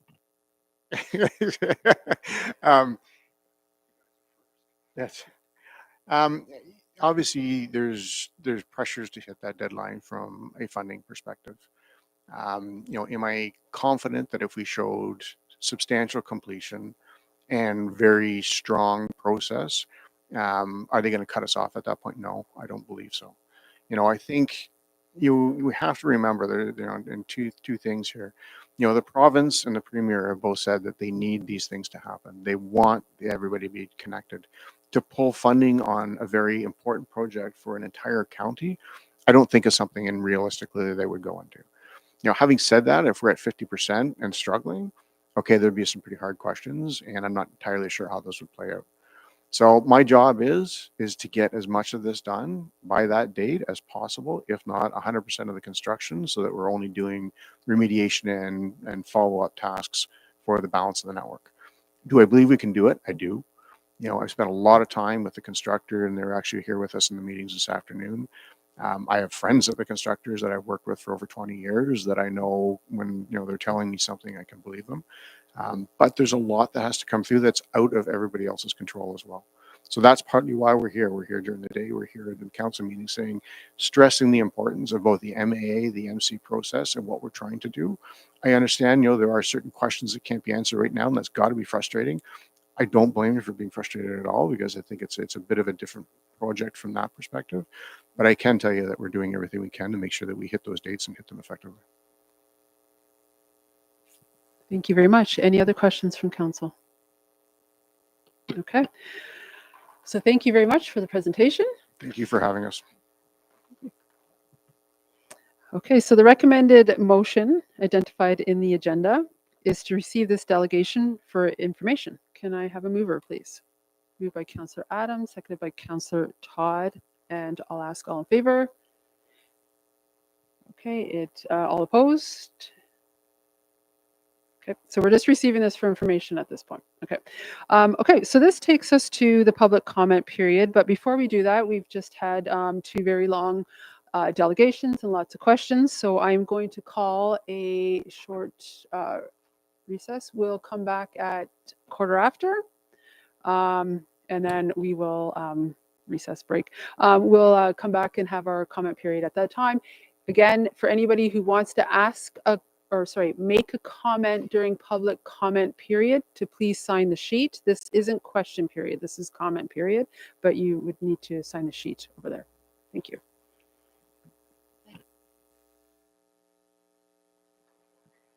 Okay, thank you for coming back. So we are on 6, which is the public comment period.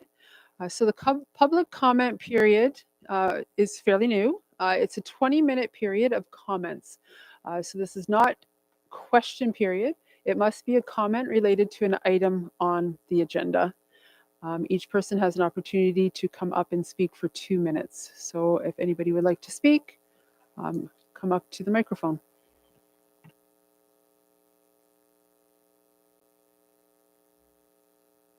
And you just need to state your name at this point. John Smith, Ed White, Mill Street South in Port Hope. I just, a couple of comments on the delegation we had first there. One is it's 2.3 million tons of waste are being stored. I'm curious as to how much of that is actual LLRW and how much of it is arsenic. Councillor Clare kind of beat me to a question on the arsenic. I've been on panels with questions and whatnot since before COVID. And the idea is always that the arsenic levels are going to be changed to more reflect what is going on. No answer on that yet. Okay, and yet the construction goes on. Trees are coming down, land's being torn up. Do we even know if that's the reason why that's happening? They said something about special considerations. My comment on that is I've heard from people that if they do a special consideration or a selective remediation, whatever they want to call it, they can't get the right letters for the house because it's not completely done, or, I'm not familiar with the exact thing. This is just what I've heard. So selective remediation, does it allow you the same privilege as a complete letter, like a letter to? So I'm concerned about that. And I guess that'd be it for now. That just comments on, they talk about communication. Well, there's a lot of things that need to be communicated. And as for the only other thing I can say is we absolutely need a town hall meeting with these people. We need a meeting where there are enough people on the panel answering questions that if someone asks a scientific question, they can get an answer right then. If somebody asks a mechanical question, they can get an answer right then. Not one guy who goes, I'll get back to you. So we should actually ask them for a town hall where people can come in a big enough venue that they can ask their questions and that it be represented. Already they kind of left, you know, the ones that made the presentation. There are a couple people here that will answer questions later on, but you know, the delegation left. So anyway, that's it. Thank you, Ed. Those comments are duly noted. Thank you. Any other comments? It's on. Steve Kahn. I'd like to comment with broadband. Just two things to keep in mind, people. There's a lot of altruism flowing out of that, but they're in it for the money. And you've really got to keep that in mind. The other thing is, with your comments about the gag order, wait until after the election. It's still before the 1st of March, and you can ask all the questions you'd like. Thank you very much. Thank you. Any other comments? Good evening, Council. My name is Holly Blefkin. I'm a resident of rural Ward 2. I find it very difficult to have information disclosed to Council 2 weeks ago by Northumberland County and just tonight, thinking that everyone knows everything about this project and that it's guaranteed. With 1,125 kilometers of fiber optic to be put in, with so-called, from the report that was delivered, 39,000 households. Is this realistic? I don't think so. What happens? The question was asked by Council, and I valued all the questions councillors asked tonight. But I think it's very unrealistic. Vicky, you said it was ambitious. I feel it's well beyond that. Not to be able to disclose any information because of an election called. They have been working on this project since 2018, I believe. Why, within 1 month, the council is put in a position to have to make a decision without any public consultation, engagement, or input? I find that totally unacceptable, especially after we just dealt with an ISP on a cellular tower issue for the past year. I went to the county. I went to the planner. County should hear this. I got no support and no answers and no reference to this broadband project. Why? I ask. I want answers. I want transparency, and I want this county, whom I pay taxes to come forward and address my concerns, which I also submitted to council and which I'm willing to submit to the gentleman who stood here tonight and spoke to us. I hope I'm heard loud and clear. But this council should not be bushwhacked into having to make a rash, irresponsible decision without having full details provided and without the public not being informed effectively. Thank you. Thank you, Holly. Any other comments? Okay, and there will be a question period. Oh, sorry.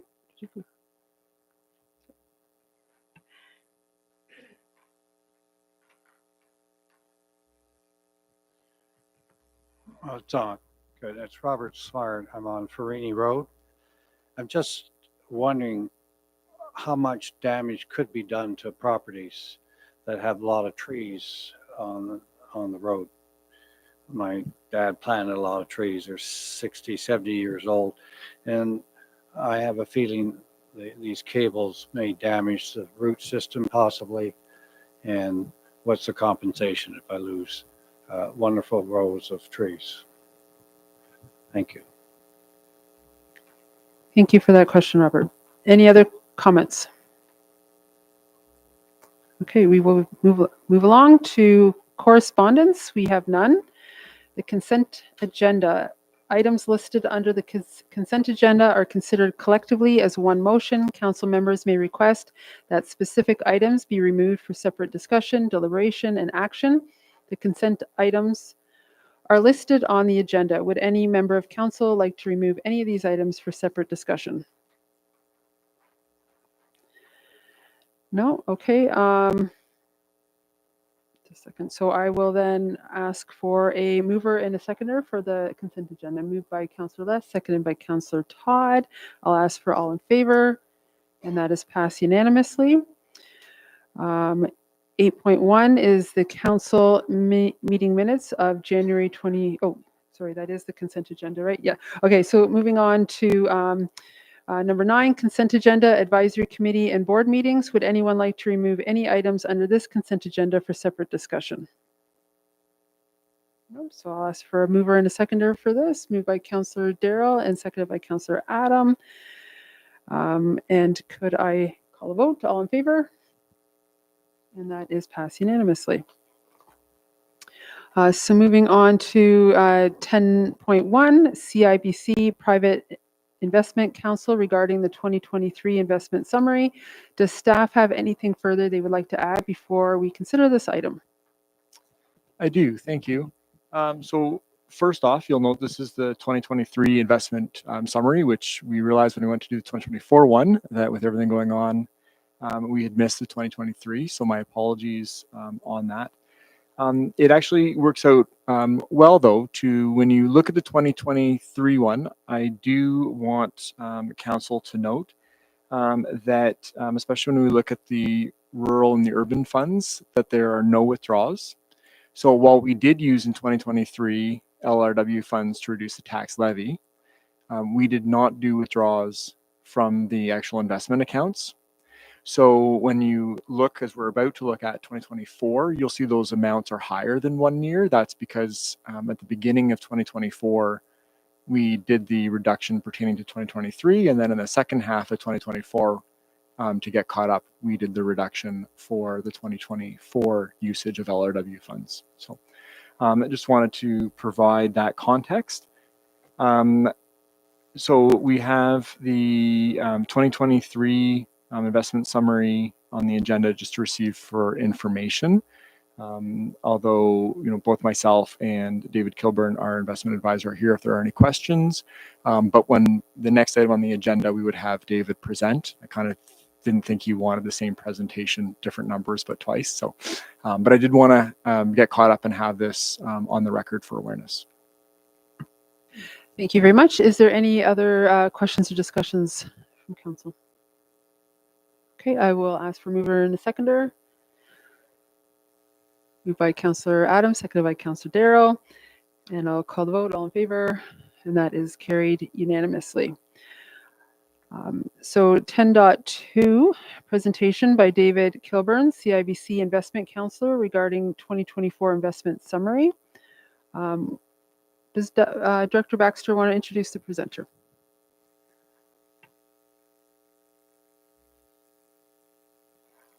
No, I'm okay. Good. Go ahead, David. All right. Go ahead.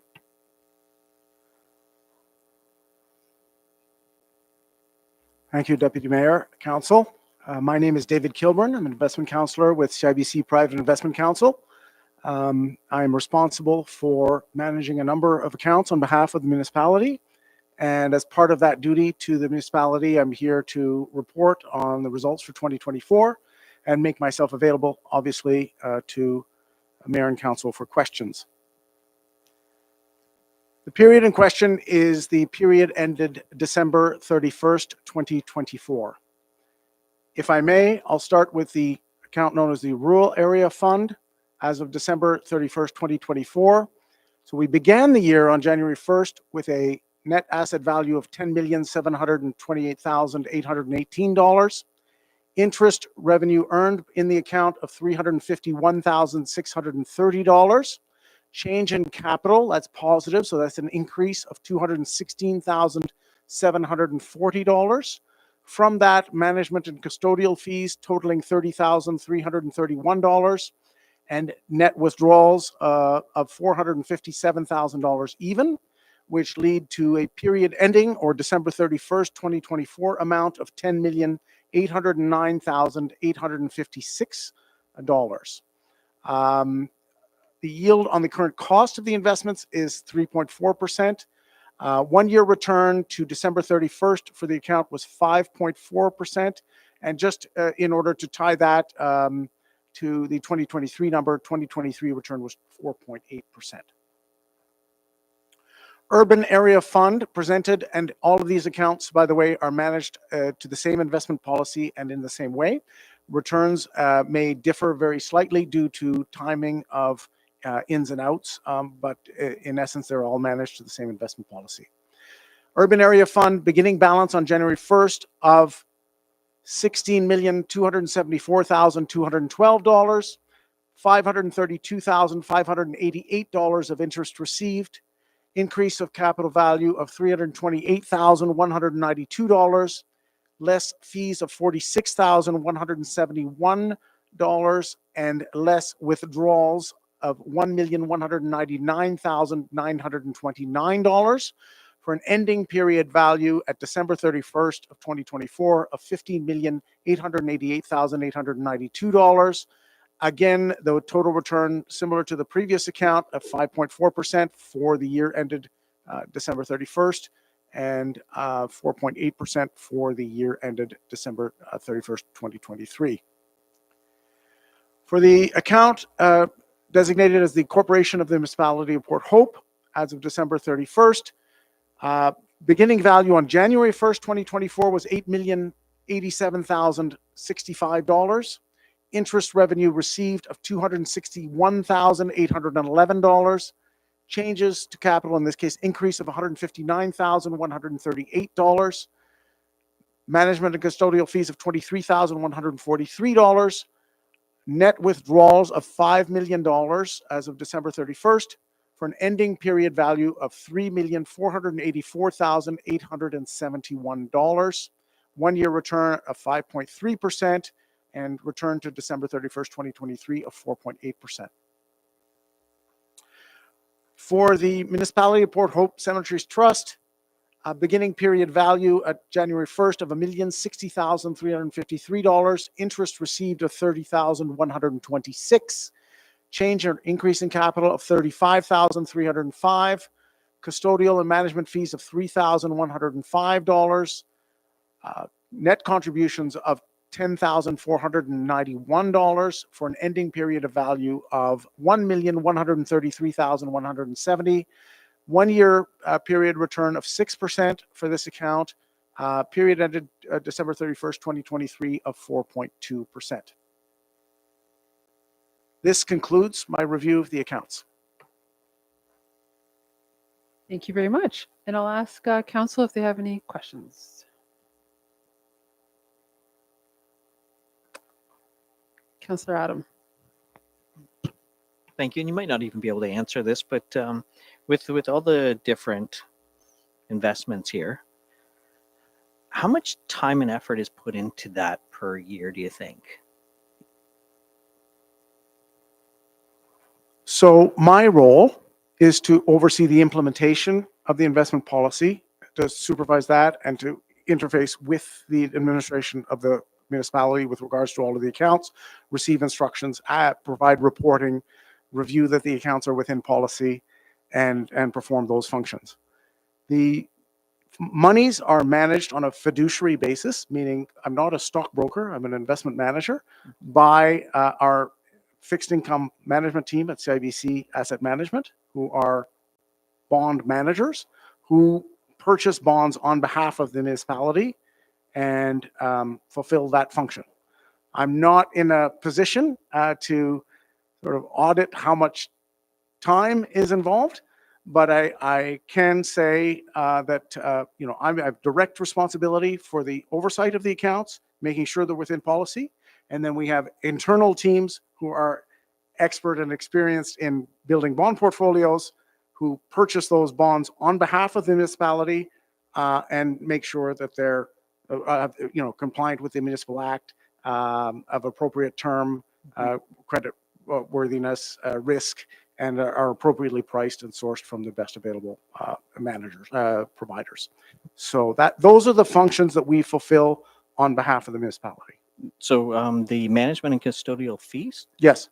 does that go, is that percentage based off of how much money, or is it based off of how much work was put into the portfolio? So the fees, there are two aspects to the fees that are reported, and that's why we have management and custody, which are two different functions. CIBC Asset Management, or CIBC Private Investment Council, is responsible for the management of the funds, the custody of the funds, meaning there's a separation of duties. The person or the entity that manages the portfolio on behalf of the municipality or the portfolios, and then the entity that holds the securities on, and that is the custodian, which in this case is RBC. So the fees that are reported is a combination of both of those fees. The fees that accrue to CIBC are a percentage of assets declining based on balances. So that percentage declines and is something in the order of 0.21, 0.2, 0.323%. So less than 1/4 of 1% per annum. All right, thank you. And just for the record, if I may, and I don't mean to belabor the point, there is no brokerage or there's no self-dealing involved here. We act as a fiduciary on behalf of the municipality. When we purchase a bond, it is for the municipality. There's no doubling up of remuneration. Thank you. Anything else? Councillor Less. Almost lost my train of thought there. Has the rules around what we can invest in broadened any in the last couple of years? I am responsible for ensuring with our bond management teams that that the investments are made in compliance with the Act and get attestations from my team internally in that regard. With regards to the eligible investments, there are pools of funds in which the municipalities can invest that are available, and then there are lists of eligible bonds that are available. And I can assure you that the investments that we make on behalf of the municipality are compliant. Whether there have been some very recent changes in that regard that would go beyond the scope of this portfolio, I can't say. I have a mandate to invest in bonds, in this case, of 1 to 5 years that are compliant with the Act. And that's the instruction that I give to our bond team when I do that. So that's an incomplete answer. I'm not specifically aware of changes to the Act that would affect this portfolio, but you do have options, obviously. One is to manage in this manner, another is to delegate to some of the authorized pools, or to obtain an exemption, as some municipalities have done. Thank you. Thank you. Is there anything else? Okay, the recommended action is to receive for information. May I have a mover and a seconder? Moved by Councillor Less, seconded by Councillor Darrell. I'll ask all in favor, and that is carried unanimously. Thank you very much. Thank you. Moving on to 10.3, report FS-02-25, read 2024 council expenditures. Does staff have anything that they would like to add before council considers this report?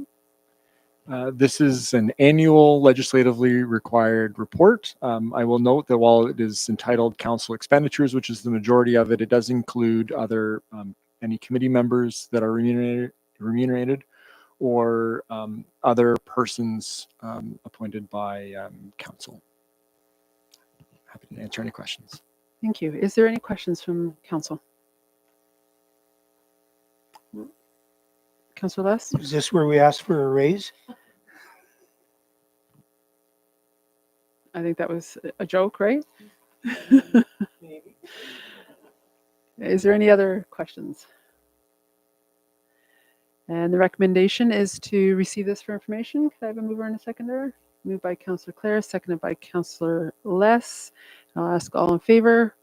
That is carried unanimously. Next on the agenda is 10.4, report CS-03-24, read 2024 to 2027, Environmental Advisory Committee appointment. Does staff have anything to add? before council considers this report? I can speak briefly to the report, Madam Deputy Mayor, and then perhaps the chair of the Environmental Advisory Committee may want to speak to the recruitment process. This is, an administrative report being brought forward for council's consideration. You have considered reports of this nature in the past when it comes to appointing members to the advisory committees. In this case, it is slightly different because we are recommending the appointment of 2 people to the committee as opposed to 1 person. The vacancy is for 1 person, but it is my understanding that both these candidates possess some excellent qualifications, and as such, we are recommending that they be appointed to the committee so they can contribute to the committee. If council tonight feels that that is not appropriate, then they can provide direction to staff to continue the recruitment process. Thank you. Thank you very much, and I'll ask Councillor Clare if she has anything to add. Yep, just confirming that they are 2 outstanding candidates. I was part of the interview process along with the 2 staff that sit on the committee, and we were both impressed with both of them. And when we spoke with the clerk, we just seemed ashamed to turn one of them away when they're willing to serve, and they both bring pretty unique expertise to the table. And she agreed to help craft this report. So really appreciate it. And just as a testament to their enthusiasm, both have already agreed to attend our next meeting, which is this Thursday, should council approve their appointments this evening. Thank you very much. Is there any questions or comments from council? I just have one question. If the committee were to lose a member, would it just be status quo, or do they need to replace the extra person? So given the current terms of reference, if they were to lose a member, they would not have a need to recruit. As part of the advisory committee bylaw review, which is currently ongoing, it was paused due to the by-election in 2024. It is our intention to provide all of the advisory committees with a range of membership composition, just to give all of the committees a bit of flexibility. That has been some feedback that has been provided to us by the committees as well as the staff liaison. So that is our intention. But for the purposes of the current terms of reference, there would be no need to recruit. Great, thank you for that. And I just want to sort of echo Councillor Clare's comments that going through the interview process, it's always very difficult when we have great candidates come forward wanting to volunteer, and to have to turn somebody away because we have that limitation, it's very difficult to do it. It's quite a commitment to serve your community, and I appreciate the recommendation that you brought forward. So I will ask for a mover and a seconder. Moved by Councillor Clare, seconded by Councillor Darrell, and I'll call the vote. All in favor, and that is carried unanimously. And that is the end of the consent agenda. So we're moving on to committee reports and recommendations. 11.1, motion from Committee of the Whole meeting of February 4th, 2025 regarding Northumberland County regarding municipal restructuring study. Is there anything further that anyone would like to add before we vote on the matter? Councillor Less. It pertains to efficiencies and studying that. Why are we calling it restructuring? And I'm looking to the clerk to. So the reason that it is called that, Councillor Andrews, is because when the correspondence was received from Northumberland County, that is how they titled it. The report that was brought forward to county for consideration was titled Municipal Restructuring Study, and it provided the 2 options that where one was possible restructuring, and the second was the option B, which council is considering tonight, which is just looking at efficiencies. Thank you.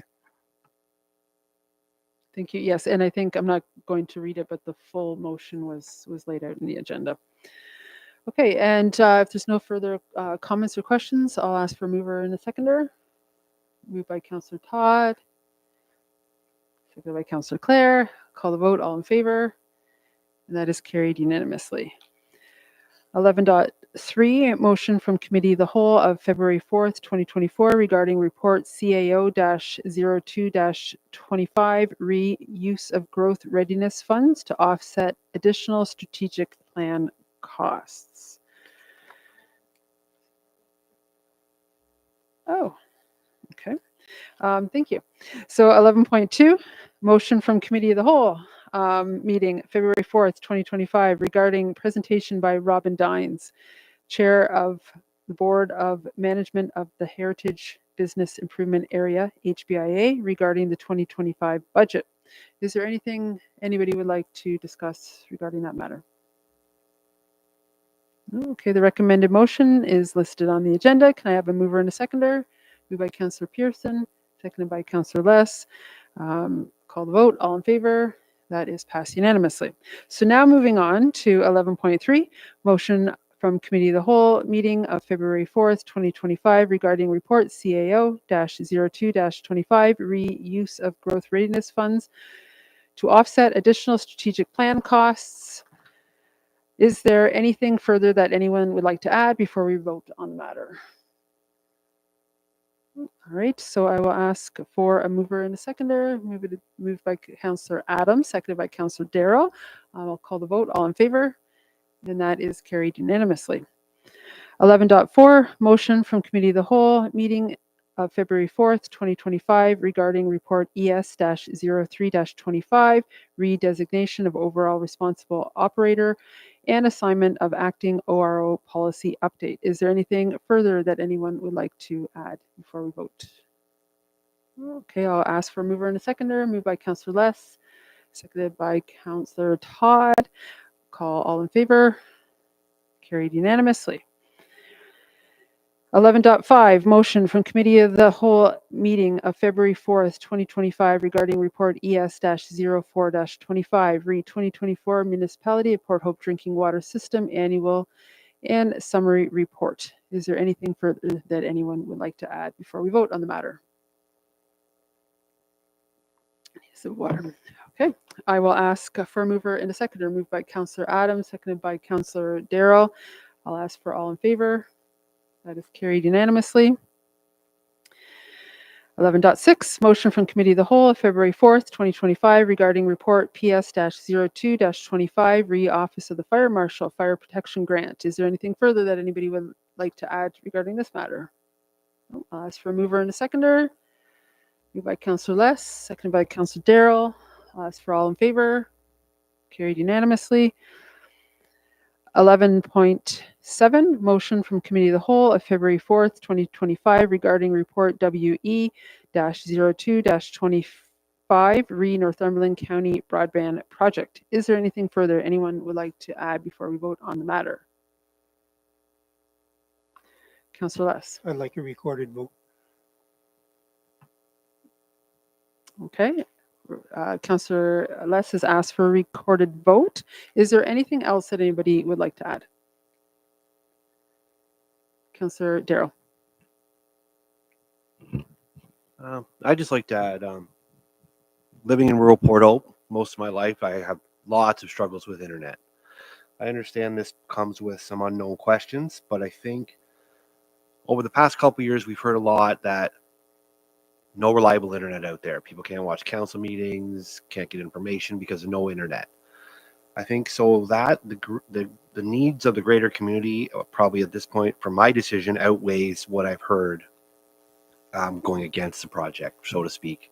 So I think the chance to get wireless, fiber optic internet in rural Port Hope at no cost to the resident, I think is important. That's my thoughts. Thank you. Any other comments or questions? Councillor Todd. Yeah, I would add just one, outside of the residents, which I agree with you, Councillor, are also all the businesses that are out there that are constantly trying to grow, and having this service is going to be very important to them. Thank you. So I have a couple of questions for staff. One question, our friend back there. What is the workload for municipal staff, and are you prepared and ready to go? Thank you. So to date, we've received 20 municipal consent applications, of which there are multiple roads or sections of roads on them. Staff have reviewed them all. They're all really close to being ready for approval pending the MAA signing.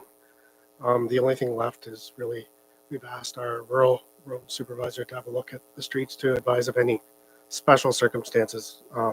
We haven't received any yet that fall within a designated natural area, but I'm not aware of all of the environmentally sensitive areas, such as the turtle nesting areas that were mentioned earlier. So I've asked if he could have a look at the applications and just point out if there is any of those areas there that we can mark up on the drawings. So Thank you. And you said how many? 20? 20 municipal consent applications. And then with the municipal consent application, there will be road occupancy permit applications. We've received 10 of those to date. But generally they have to provide a drawing or a reference to Book 7 for how they're going to manage traffic. They have to provide insurance. They have to provide dates of when they're going to be there and where they're going to be working, and they have to pay the fee. So there's not a lot of work to a road occupancy permit. So when you're giving these numbers, is this, what percentage is this? Is this almost all of them? I was advised there will be 21 MC applications. Okay, thank you. And I'm not sure if you can answer this question, but the private property surveys, has that been completed, or have those, how does that work to get permission from landowners, or you need to go on private property? Not to my knowledge. I think that's part of the communication plan once that rolls out. Okay, Director of Corporate Services? Just weighing in from a historical perspective, sort of prior to Mike's time with the municipality, we had a similar scale project in the urban area of Port Hope with Bell 5, enrolled and connected about 6,000 homes with a much smaller engineering team at the time. So when it comes to private properties, at least from past experience, there wasn't a requirement to resurvey properties by any means. They're using sort of existing documentation, existing site plan agreements or site plan documentation with the municipality and reviewing such. There may be a limited basis I'm sure the county could address as we move through this process, but in terms of a grand need to resurvey every property, just speaking from a historical perspective, that wasn't present at the time, and I don't anticipate it would be with this project either. Thank you. And I guess the last question I would have is, as far as this agreement that we're making, is there any liability on the municipality? And I asked like the question that was asked about private trees and that type of thing. Does the municipality assume any liability if this doesn't go as planned?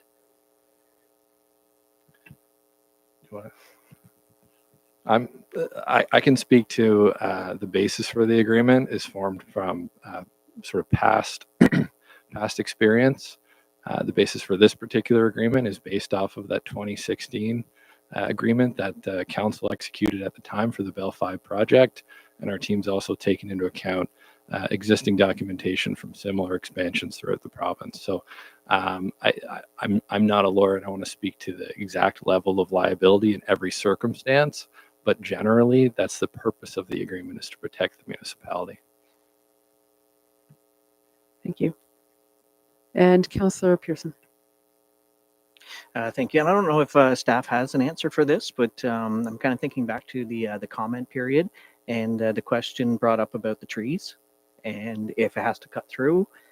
Does staff know what comes about with that?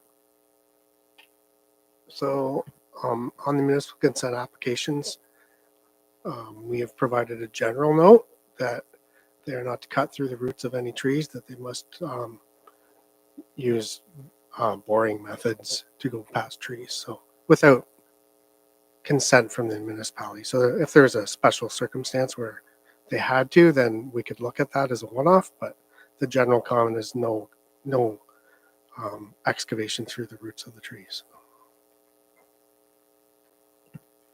Any other comment? Questions? So I just have my final comment is that being a rural resident as well as a rural councillor, this is something that I have wanted and asked rural property owners to engage in through the process. And I do not like the position that I'm in right now. I do not want to say no to this because I need internet. I need reliable internet. But at the same time, I feel very vulnerable. I'll be very honest. I feel like I'm making a decision that I do not have the information. I don't have the confidence. I feel that there's, as much as I have had lots of discussion and reassurance. I still feel like I don't have what I need when I make decisions, whether it's Walton Street, Lions Park, whatever. We have a lot of engagement, we have a lot of information, and now within my own community and the people who are going to be calling me when things don't go well, I feel blindfolded in the process. So it's not a comfortable decision for me at all. And I'm hoping that we heard in the last council meeting, I think the mayor made a statement to say that we all represent the entire municipality. So I'm hoping that my fellow councillors will help field questions that come their way, and the rural community knows that you have everybody here at your access to help you if you have questions, because if I do get a lot, I will ask my councillors to help support me through that, my fellow councillors. So that's all I have to say at this point. And I will pass it over to the clerk because Councillor Andrews has asked for a recorded vote. Thank you, Madam Deputy Mayor. We do need a mover and seconder for the item. Okay, so I will ask for mover, Councillor Adam, and a seconder is Councillor Darrow. Thank you very much, Deputy Mayor. So in accordance with Section 53 of the Procedure Bylaw, Councillor Andrews has requested a recorded vote regarding item 11.7, report WE0225. The motion is listed on the agenda. I will move through each council member. Please say yes or no with respect to how you wish to vote. Please note that the mayor is not present today, and as such, we will be asking the deputy mayor to vote last. So we will start with Councillor Andrews. No. Councillor Attridge. Yes. Councillor Holloway Wadwani. Yes. Councillor Pearson. Yes. Councillor Toms. Yes. Deputy Mayor Mink. Yes. So that's 5 yes votes and 1 no vote. The motion is carried. Okay, thank you. Carrying on to notice of motions, we have none. 13, bylaw, consent agenda. Bylaws are passed by consent agenda, but there is just one bylaw on the agenda tonight. Any discussion? Oh, sorry. Yes, just one bylaw on the agenda tonight. Is there any discussion before we vote? So the bylaw I'm reading here is municipal maintenance bylaw. Is that correct? All right. So no discussions. I'll ask for a mover and a seconder. Moved by Councillor Clare, seconded by Councillor Adam. I'll call all in favor. And that is carried unanimously. And it is now time for question period. Remember, the purpose of question period is to make inquiries of council related to matters on the municipal business. If you have a question, please come up to the mic, state your name and address, and come forward now. And this could be about items on the agenda or any item.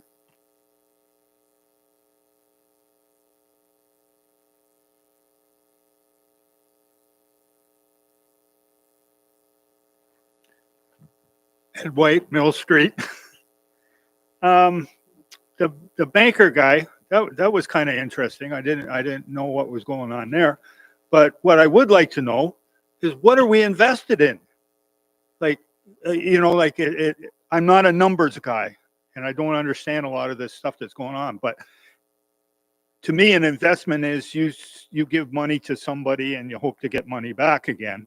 I'm just wondering, what kind of things are we invested in? Are we invested in good things, or are we invested in weapons, or food, or construction, or what are we invested in? What are the things that our money has gone to? So that would, I just brought that up. That would be interesting. The broadband guys say there's no cost to residents for this whole procedure. I see $64 million coming from the province and the feds. Okay, that's my tax money. So yeah, I'm invested I'm involved in that. And 64 million from somewhere else. Okay, I don't, private, whatever that is. Then they're asking you to approve something where it's basically like we haven't even read the contract. They want to build the infrastructure, but who's going to put the information through the infrastructure that's there? If we don't know now who it is, what if it turns out to be somebody awful that, you know, that we don't know anything about? Because even on that display there, it said something about, there was a little thing, details to come closer to completion. What does that mean? Like, would you sign a contract where, you know, well, we'll tell you later, you know, it's okay. We'll tell you later who's going to do what or what's going to happen. So I'd like to know that. And then as to my comments before, what does selective remediation on the LLRW, what does that mean? And are we ever going to get any answers about the arsenic? Because this has been going on for 10 years now, that the nuclear people are supposed to raise the rates of the arsenic so that we don't have so much damage. So if I could get any kind of answers at any point on any of these things, I'd be really happy. Thanks, guys. Thank you. And I think all your questions are noted. Is there anyone else that has any questions? Okay. If there are no more questions, then let's see, where did I go here? So I'll move on to the confirmatory bylaw. So it is now time for the confirmatory bylaw. This bylaw confirms the proceedings that took place this evening and provides for formal adoption through a bylaw. Can I have a mover and a seconder? Moved by Councillor Darrell, seconded by Councillor Clare. I'll call all in favor, and that is carried unanimously. And this concludes our business to be covered on today's agenda. We have reached the end of our agenda for today, and I'm in the position to adjourn the meeting. Thank you very much.